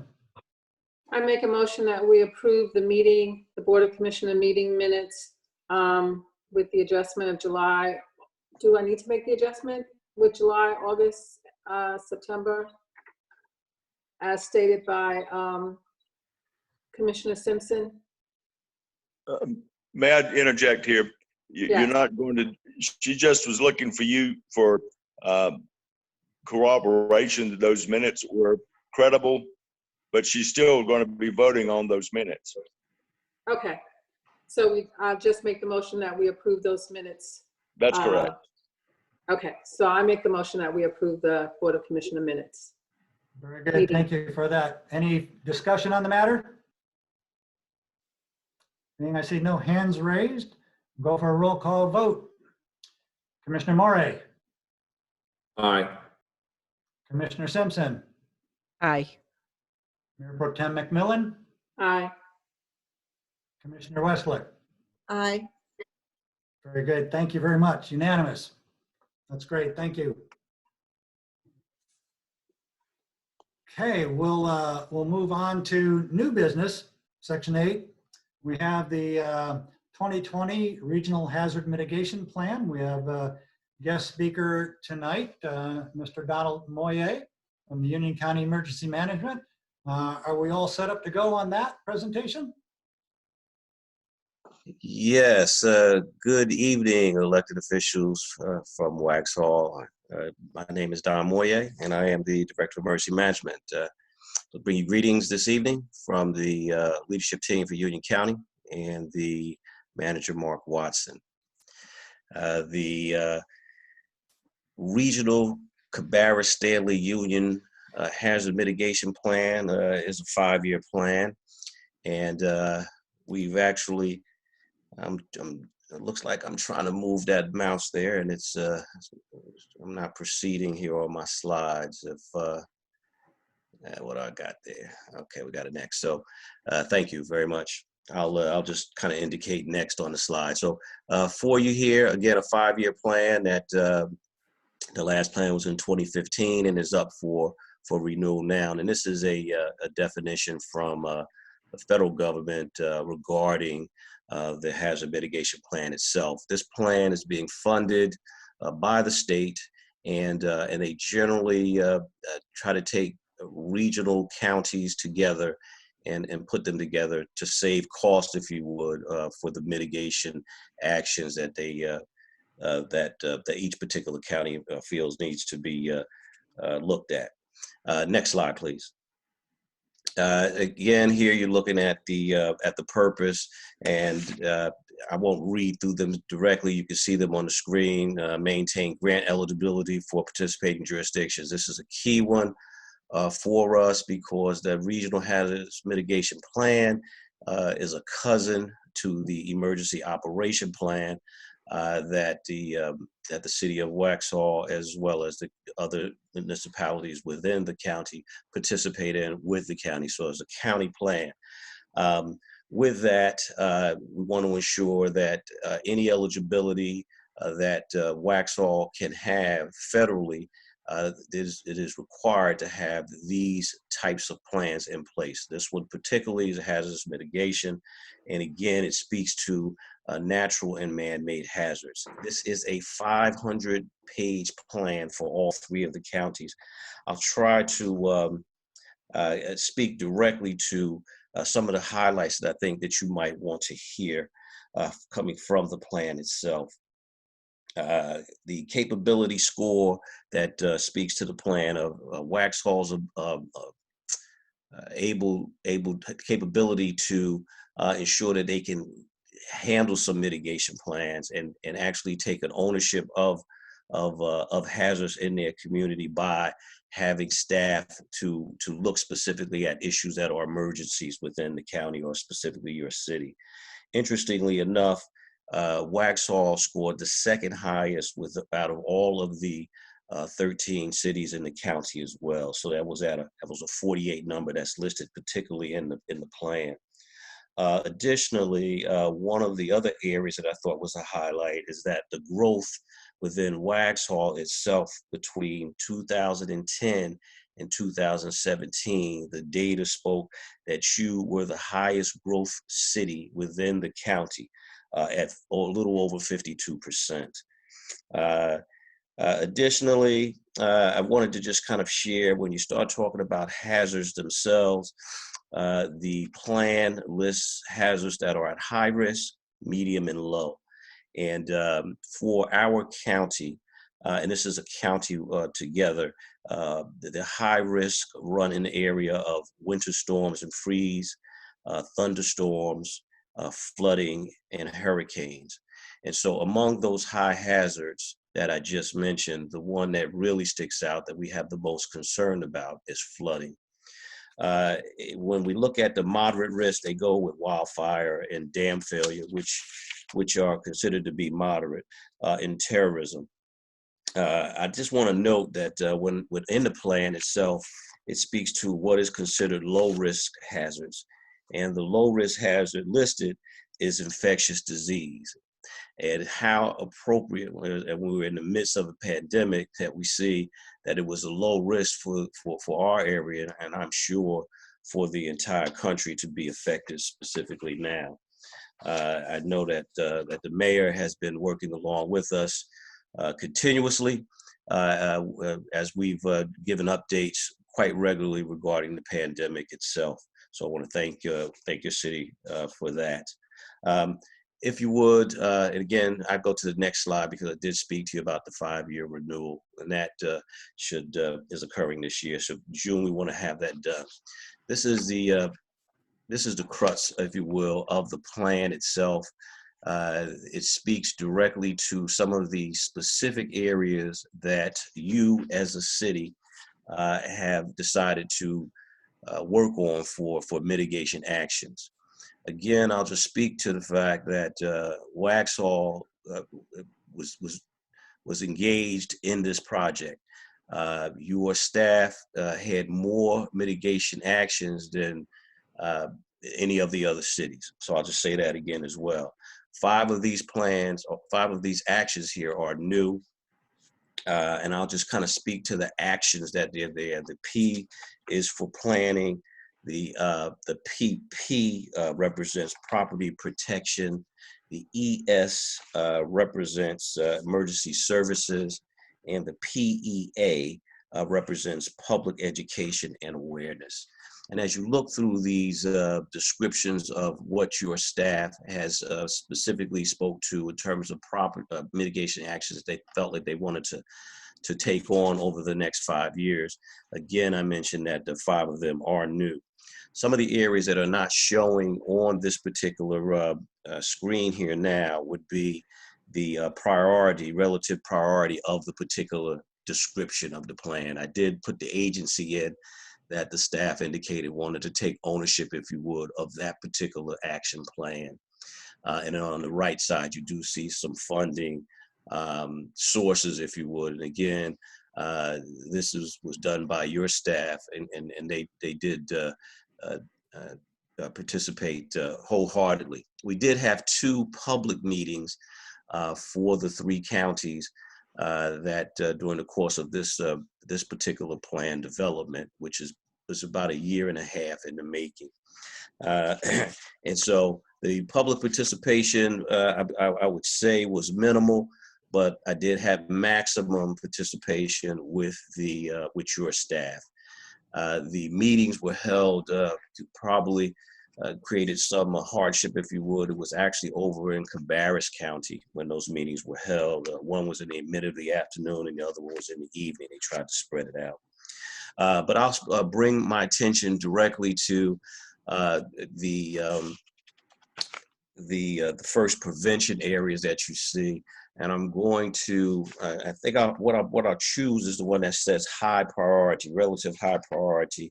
And I've got the P4, which is implement flood mitigation at Town Hall Annex, and it has in parentheses on the plan itself, P and R, which would be Parks and Rec, located at 317 North Broome Street. So that's the continuation of that description there. So that was P4 was considered a high priority specifically. And again, you see the funding source. We've got FEMA and local. And this particular plan is a new action that was not on the plan in 2015. And again, it just speaks to some of the concerns that we have throughout the county regarding flooding. I'll go to the second one, which is a high one that was listed, which was P5. And so that's the next one down, create interconnectivity, additional egress from existing subdivisions.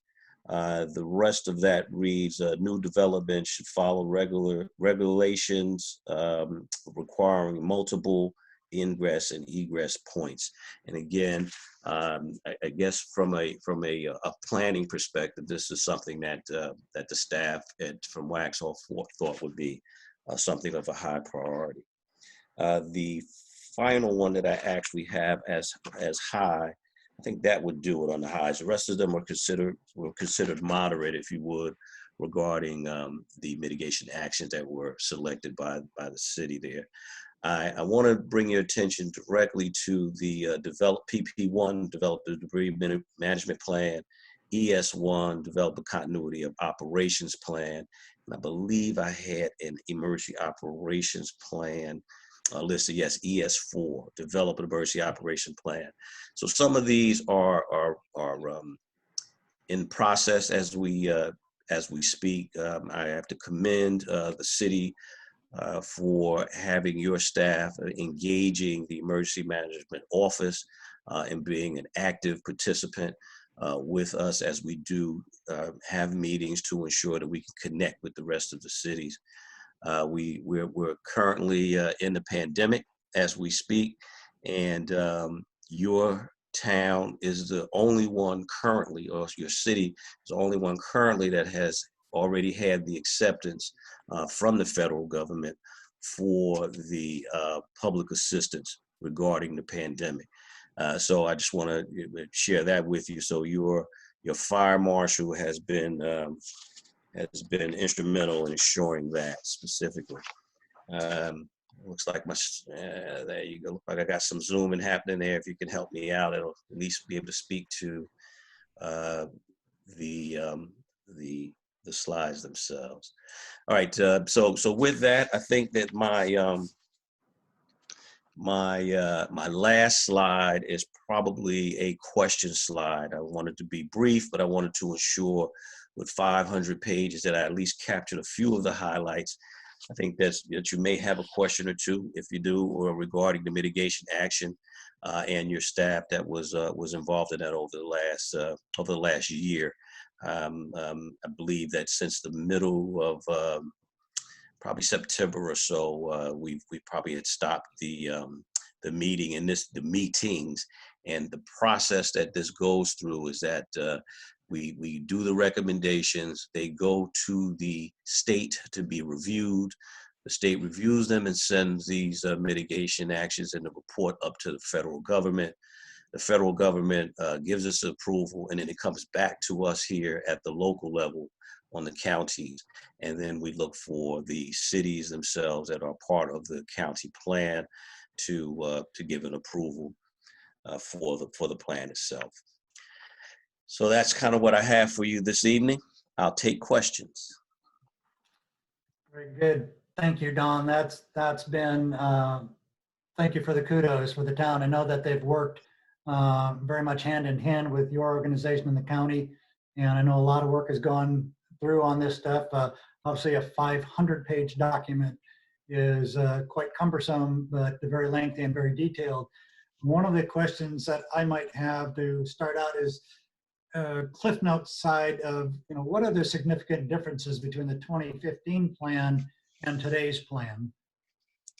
Well, I think that they'll do a continuum, if you would, of some of the actions that were taken. When I mentioned that 5 actions were new, you still do have 5 additional actions that were a continuum from 2015. So, for example, the P4, which was mentioned, which is the implement of flooding mitigations, is one. Again, that's listed as a new action, but I know that in 15, we kind of talked about those actions that would be helpful for the town itself regarding flooding, because if you remember during Florence in 2000 and I think it was 18, we had over 150 roads that were flooded, and so and I'm sure that Waxhaw specifically had some areas of concern. So the flooding is one, Mayor, that was in 15, even though we kind of massage it a bit, I think with your planner for 2025. I'm looking on here to see where the other action that was that is not new. And actually, when I go through this, I do see the only other one, Mayor, that I see is that last one, which is PEA, which is again is the public education, and that one isn't new. You've been a continuum on that with your staff of ensuring that on your, for example, on your website, that you're showing the NC Ready, hopefully, as a place for your public citizens to go to on your website, so they can be able to tie into us here at the county regarding if a road was to flood, or if there was some school closings, or those types of weather issues specifically. We're just, and so I just want to just share that particular one. PEA is one that was, PEA 1 was one that was from 2015. And when I look through at my status, I do get again, everything appears to be new except for my P1. My P1, which is to maintain that debris management plan. This is a continual one, and looks like it was a semi-annual one. It was in progress. It said that the plan would be finished, this particular one, in 2014. We have a county debris plan that's in place that does encompass the city of Waxhaw and the rest of the cities in the county of Union. So again, I get sometimes is that the cities, yours particularly, may like to adopt your own mitigation plan. I would submit to you this evening that from the debris management side, that we're covered with the emergency operation plan for the county that's approved by the states and the feds, and that the debris plan, if we had debris that was only from a storm happened just specifically for the town of Waxhaw, the county itself would come in and manage and ensure that you guys were able to open your roads with our debris management plan. It speaks the same way, if you would, regarding the ES4, which is Developed Emergency Operations Plan. I think we've had some comments that have come from your staff about developing your own emergency operation plan. And this is a good thing. You know, I would be good with your own particular plan, if you would. But we want to ensure that with the groups and that we have from the emergency management side, that your staff participates in those, so that your new plan that you develop is in lockstep with the state, county, and the federal government. Can still be compromised a bit, because compromise can be customized a bit rather for your town. But those are areas, again, that and that was not on the 215 plan, but I just wanted to speak to ES4 and P1, which I know are areas that have come up currently with your staff. So hopefully I answered your question. The other ones are all new, if you would, from 2000 for this one for 25. And it'll be a 5-year timeline in order to complete them. And again, as you notice from the funding source, Mayor, is that again, it's somewhat to the towns, but the county currently is working on a stormwater project that will be encompassing a lot of the areas that were having problems with stormwater throughout the county. And we've identified a few particular areas for improvement. So again, we try to be a good partner and to be able to assist where we can, especially when we start talking about flooding within the county. Well, I appreciate that, and I appreciate you bringing forward the P1 specifically, because as you know, we've got a lot of land around us that is being developed and has been developed over time, and some of it is within our town borders, and some is in, some of what we call the donut holes or the peripheral properties, and being from other areas and watching stormwater management plans here. It looks sometimes when we do have our flooding problems that getting some assistance and some cooperation from the county, and even if the state, if possible, but certainly in partnership with you guys, is the ability to go in and remove that debris because it impedes flow. And the flow then starts to bleed out to the edges, which causes more of our problems. The other side is looking at the containment of those flows as more and more impervious surfaces being manufactured in both the county and our town. We've got nowhere to stack that water. And so maybe in conjunction with you guys, we start to look at some detention basins along the way. And again, considering the ability to go in there and not get in too much trouble, but get in there and remove a lot of that debris, if that's what you have there, trees and logs and stuff that gets clogged up in it.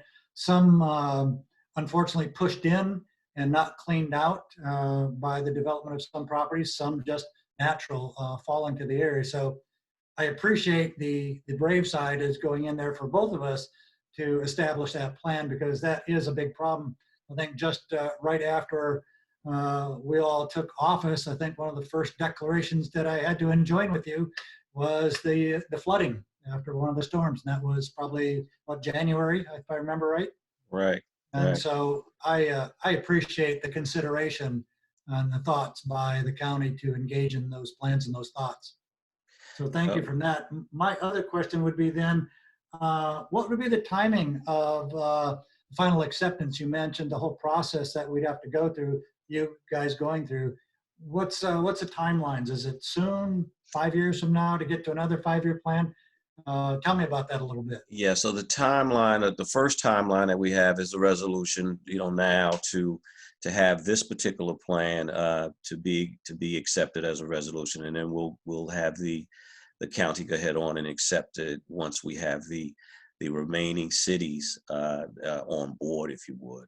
Now, between now and 2015, the timeline, to me, is to ensure that you have engagement from the staff with the county to ensure that as we move along and identify potential funding, as well as working along with the feds, if you would. For me, that makes a great difference to have relationships along the way, so that when dollars are available, we're in line to be able to have them. And a lot of times it's based on ensuring that these plans are adopted and in place.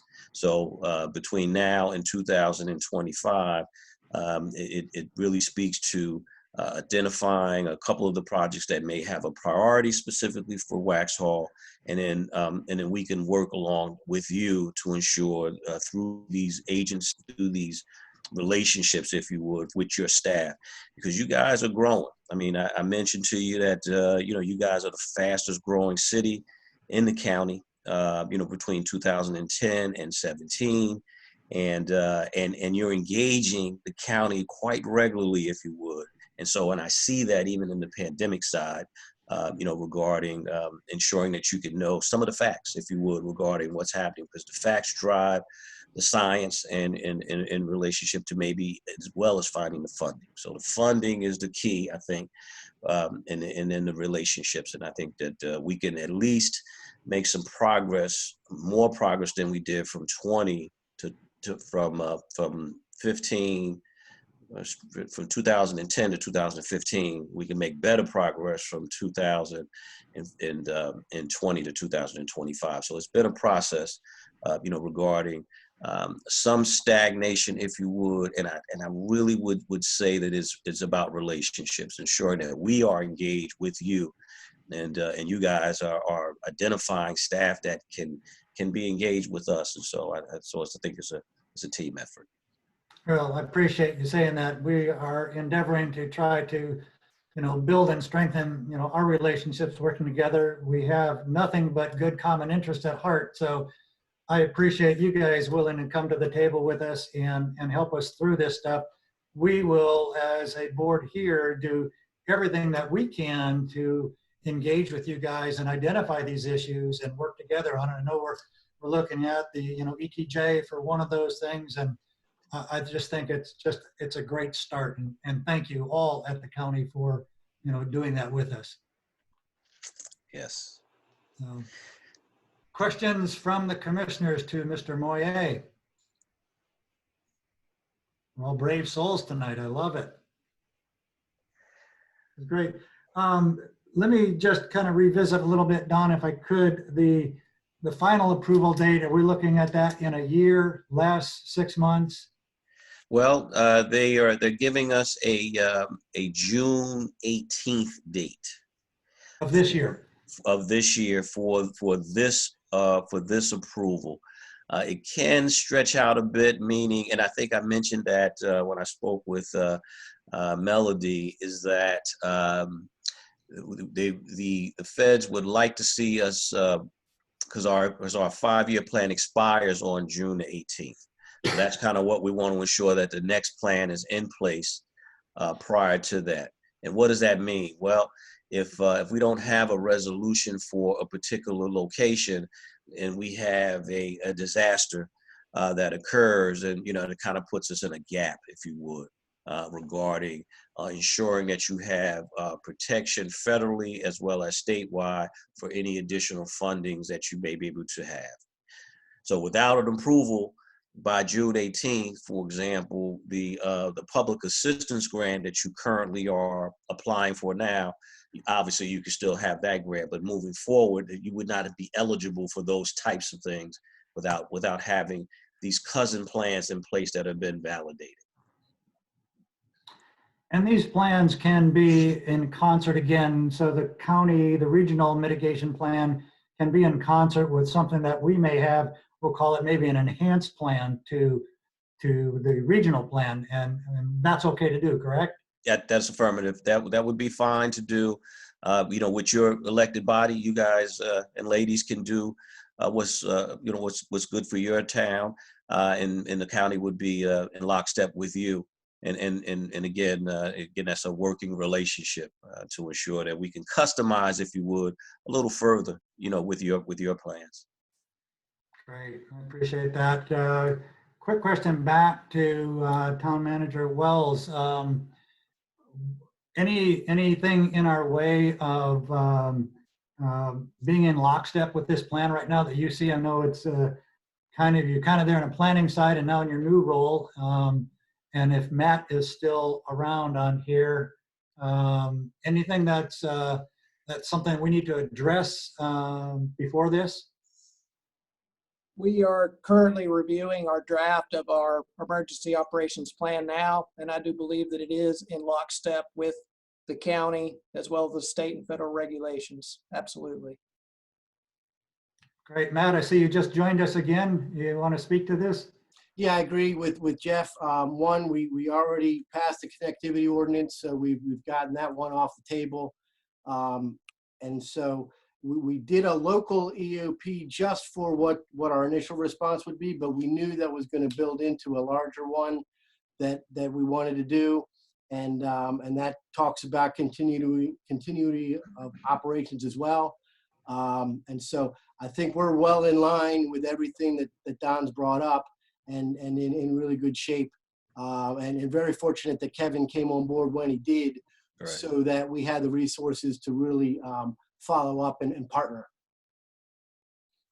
Yeah, these plans are quite the undertaking. As Don mentioned, they take a year and a half to put together, and well, I've had limited participation in this one, obviously up to this point, but I've been quite involved in previous ones and other places, and they are, well, as you see, hundreds and hundreds of pages and many years and a lot of hours put into this process, which is thankfully why it's only a 5-year process.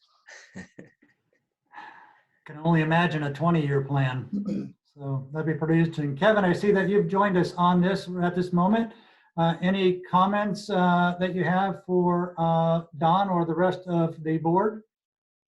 No, and kind of going off of what Matt was saying, and also Jeff, we've identified everything that's on that list, and we're currently working through it now. So I think in my mind, the biggest thing to get working on is a full emergency operations plan. We've got a draft one going, and I think we'd be good to build off of it with our capabilities. But we're following right in line with that, with the hazard mitigation plan, and we're going to continue to grow and identify our needs as we go. That's good to hear. I know you guys have been working on it. There's been a lot of input from everybody on the staff and around us, and certainly in concert with Don's organization, the county there. So it's well appreciated. I guess at this point, any other questions for Mr. Moyer from the commissioners? Very good. All right. Well, I didn't see any hands go up. So Don, thank you very much for participating with us virtually tonight. Welcome to Waxhaw Virtual. And we will continue to try to do our best to meet often, talk a lot, and make sure we all know where we're going for the benefit of our region. So I appreciate it a lot, Don. Thanks for all the hard work, and thanks for all the work that you've been doing on this pandemic. I know it's an everyday thing. I'm starting to hear your voice in my sleep every day now, so that's probably a good thing. So I appreciate it, Don. Thank you very much. All right, then thank you, and stay safe, everyone. Very good. Good night. Likewise. Right. Okay, board. What we have right now, we've got a requested action for a motion. The motion would be to adopt or not this resolution. So if I could, from one of the board members, to have a motion, please. Be brave. I make a motion to adopt the mitigation action plan. And just as a side note, I just emailed it to board. Very good. So we have the motion to adopt. Any discussion, further discussion, please? There being no further discussion, roll call vote, please. Mayor Pro Tem McMillan. Aye. Commissioner Simpson. Aye. Commissioner Westlick. Aye. Commissioner Moray. Aye. Very good. It's unanimous. Thank you. Thank you very much. And again, to all the staff that's still on here, I mean, we will, as a board, work with whatever you need. If we have a direct role or a liaison role with the county, that's where we're headed. And so this has been a great project. I know a lot of work has gone to it. We've had a lot of things come our way in the first 5 months or so of our tenure in this thing, but you guys have helped us get to all these stages, and it's appreciated a great deal. So with that, we'll move on. We'll move on to, I guess, general public comments, which there are none, if I'm correct on that. That's correct. So let's jump down to town leadership reports. Who's up? Mayor, I have a few things to start off with. Very good. Your floor. So the tentatively scheduled reopening of Town Hall right now is Tuesday, May 26th, and that will be contingent on phase 2 of reopening of the state continuing on as scheduled, which right now I understand that is tentatively scheduled to end on Friday, May 22nd, but sometime that week we'll of course get updates from the state governor's office as to whether or not that will continue to be the case. And so if for some reason that is delayed because of the metrics or whatever that may be, then we would follow accordingly to whatever the recommendations of the state are. And since we have begun reopening of the state, the 4 p.m. COVID-19 county briefings, they are now only on Mondays and Fridays. So we had one yesterday, did not have one today, obviously, but they'll pick back up again on Friday. So I'll be providing that update to the board regularly now on Mondays and Fridays. We completed the budget workshop this past week, just this past Thursday. Staff has already worked to include the website upgrade back into the budget. We're working to finalize the budget message and final document, preparing it for public hearing, which will be scheduled for June 9th. So just a reminder that if you have any questions about anything budget related, to provide them to me or Rosemary by this next week. And we'll look to have the budget message and final document finalized in the next 2 weeks so we can have it available in the required time prior to the public hearing for public viewing. And lastly, I wanted to cede the floor, or I guess the screen, over to Matt Hubert for a moment, because I wanted to follow up on one of the items that was brought up at the budget workshop, and it was a concern that Commissioner McMillan had over the power outlets in the sidewalks in downtown.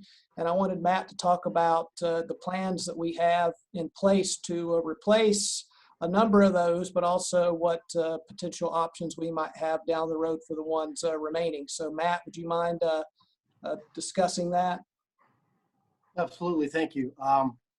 So in general, there's a plan to replace all of the old light poles downtown and going up Broome Street.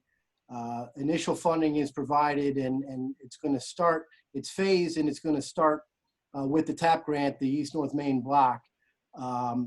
Specifically to your question, there are a number of receptacles. They were retrofitted in after the poles were put in, and so some of them are better placed than others.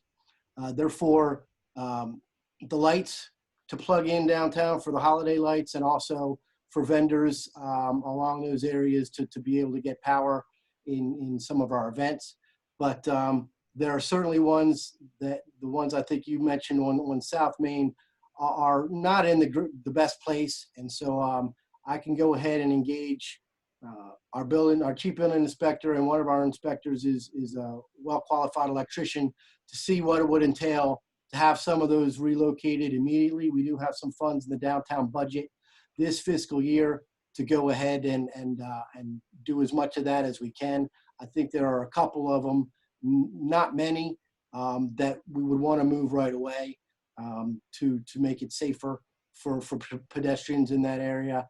And the rest of them, we would want to hold. The new lights will have receptacles built into them, and so we won't have that condition once we start replacing those lights.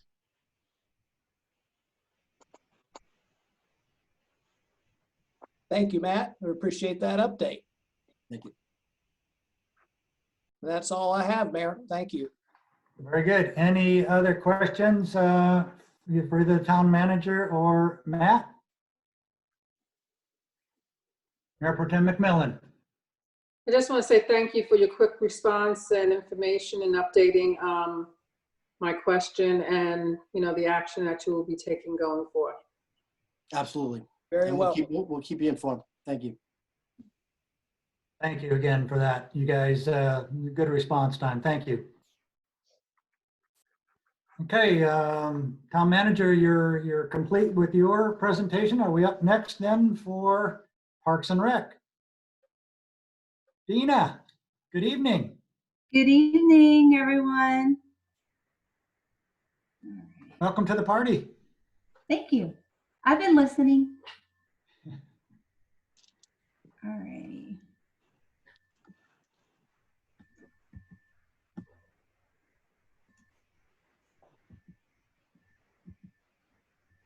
Always takes me a minute.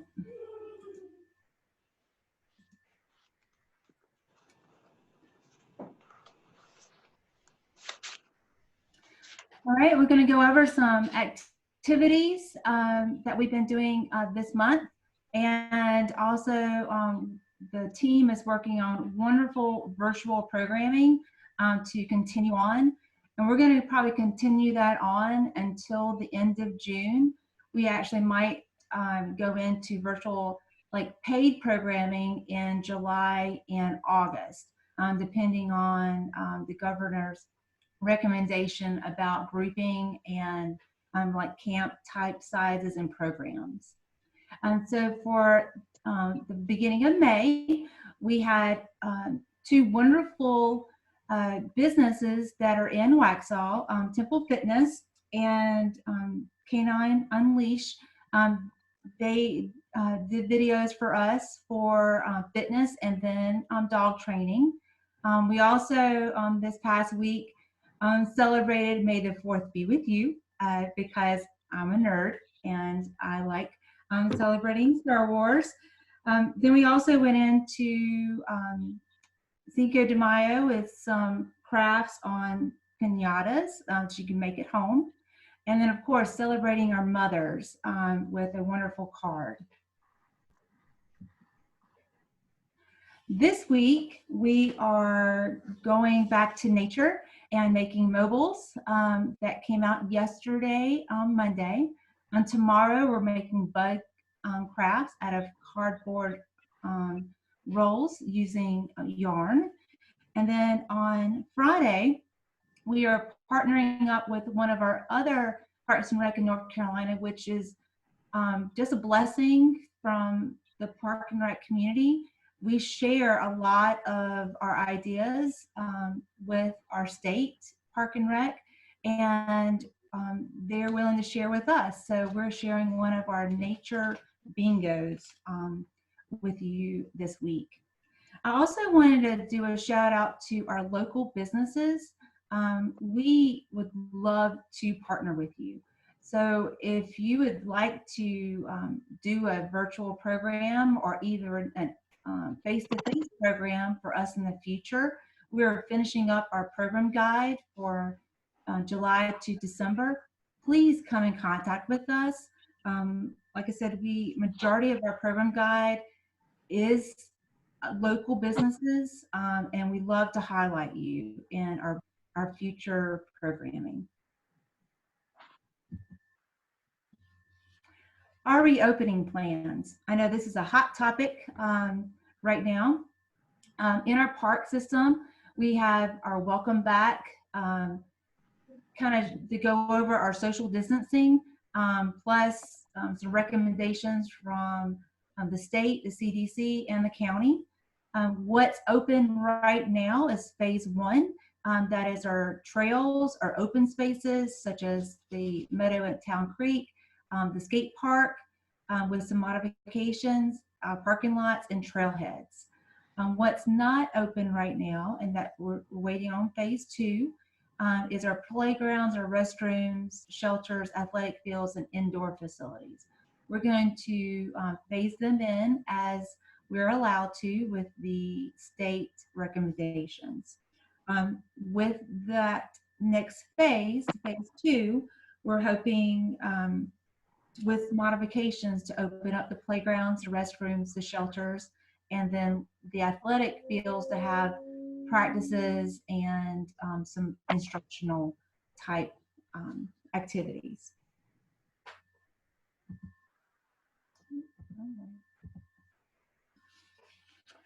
Our next event coming up is our Memorial Day celebration. This is going to be modified somewhat because we're doing it virtually. So on Monday, the 25th at 10 a.m., you will find our celebration, our ceremony on YouTube, our YouTube channel, and our Facebook Live. Please join us that morning to remember our fallen, and you'll see on the side here our wonderful agenda for the day. Our own mayor is going to be speaking, so do a shout out for him. We are, again, dealing with the pandemic, and we are making sure that our citizens are safe and healthy, but also wanted to provide this wonderful event. Wanted to give a shout out to our park staff and our public works, public services. They've been helping out with our downtown park, Barnes Park. We did some renovations to help out with erosion, also some sprucing up to get ready for us to come back and play. We also did some mitigation on the 12 Mile Creek Natural Trail. That is going to be an easier, a more gentler slope going up to the suspension bridge. The steps have been taken out, so it's definitely a safer environment to come off the bridge to go back onto the trail. So we're very excited about that. And as always, I'll leave you with the vision and mission that we're constantly trying to provide professional parks and recreation to our citizens. And just we miss you, and we're getting ready to come back and play as soon as possible, but we're going to do it safely. And thank you for your patience. And I can take any questions. Great. Any questions for Parks and Rec? Comments? Danny, you've done a great job on keeping everybody in check, keeping them sane and honest and all that kind of stuff. It's a lot. I know people are very, very anxious to get back outside. We do want to be careful. It doesn't seem like, I haven't received any calls from the PD on violence at the park or anything like that. So you've done a good job of managing that. So we appreciate that. It's a lot of effort. And I hope people that, when they come back out, that they can, again, be very considerate of each other. We're not out the other end of this yet. And we still need to be mindful of, who we affect and how we affect them. And, there's a lot of good being done by Parks and Rec to give people some of the releases, if you will, of what they're pent up for a long time. And it's been 6-8 weeks now. That's a long time to be pent up. So and everybody's anxious to get back into the play. Anything that we can do, Dina, for you, we'd be more than happy to, engage with, obviously along the lines of, the state and the county's orders and guidance. But we appreciate the work. It's a lot of work, almost being a little bit like the jailer. So I know the kids in the skateboard park are just anxious and happy at the same time. So we appreciate that. Yes, everybody's very appreciative. We have lots of people on the trails, and everybody's being very respectful of everyone's space, which I really appreciate. And we want to come play too. So I'm a big safety person, so we're gonna do it safely and have the protocols in place so we can, come and play. Appreciate that. And from the comms team side on that, with respect to the virtual Memorial Day ceremony, is there any indication or available to us yet on the engagement with the public? Any comments back since that post has gone out? Anything that we know about that yet? No, Miss Jenny hasn't expressed anyone concerning, but I know that as we talk about it more, and that it's more public, that this is what's happening. I know that because it's one of those ceremonies, it's usually 200 to 300 people that are there, and we like, I'm a people person, so we want to be together, but we just can't quite be together right now. But we're working on the protocols for the 9/11 ceremony.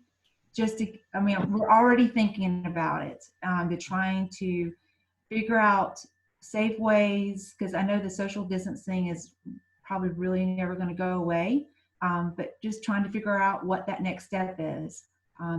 But we felt that it's extremely important to provide the ceremony, and it's definitely a team effort to make this happen, and to make sure that, you know, all the boxes are checked and we are being respectful at the same time. Oh, very good. A lot of work by your crew, so it's appreciated. Thank you. Any questions for Parks and Rec from anybody on the Hollywood Squares board here that I'm looking at? Any hands are going up? Being that you're safe, you're off the hook for now. So Dina, appreciate it. Thank you very much for the input and the work that you're doing out there. People will probably build a monument to you in the park just because it's open. So that's a good thing. They're happy. They're happy. That's great. Thank you very much on that. Welcome. Okay, at this time, I'd like to open it up to any thoughts, comments from the Mayor Pro Tem and or the Board of Commissioners. So any comments? Quiet night. You guys must be tired. Did we just kind of keep you out a little bit too late? So that's great. Well, I got to say, generally, you know, this has been a lot of work for everybody. And again, I'll repeat it over and over again. Thank you to everybody who's been participating in getting us to this stage. We're operating on, you know, virtual number 3 here, which is pretty significant. Looks like going forward, we're going to have a lot of firsts in front of us that we've been able to accomplish during our time together. So it is appreciated. I appreciate the staff working with us, and I want to make sure that we're available to them. We've got some short-term timelines and goals to meet. We've been coming from behind on a couple of items, and we want to make sure that Jeff and all your staff, that they know that we're part of this. And so we will do whatever we have to do, make ourselves available for any short timelines. If we run into anything like that, please do ask, and we'll engage. And again, appreciate your staff dealing with and answering the questions by the commissioners from the last meeting. It's been a good thing, so I appreciate that. So unless there's any other comments from any other of the board members or anybody else, Melody or Attorney Buckley, if you have any comments. I don't have any comments. Very good. Appreciate No that. comments. You're good with that too. Appreciate that. Well, with that, I'll let us all off the hook.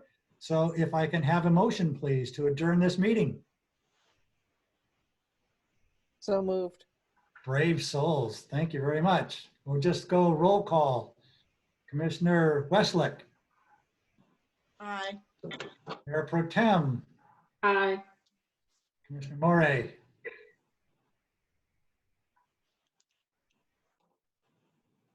You're muted there. You're muted. Aye. There you go. Commissioner Simpson, you're muted as well. There you go. Aye. Very good. All right. Well, thank you, everybody. Thank you, family. We've accomplished a lot tonight, and we're heading down that road. We're going to continue to try to do that. So we are all well and safe, and I appreciate that. And I will bid you all a very good night. Thank you, everybody. Good Be night. safe, everybody. Good night, everyone. Good night. Good night. Good night, John Boy. Good night, Mary Ellen.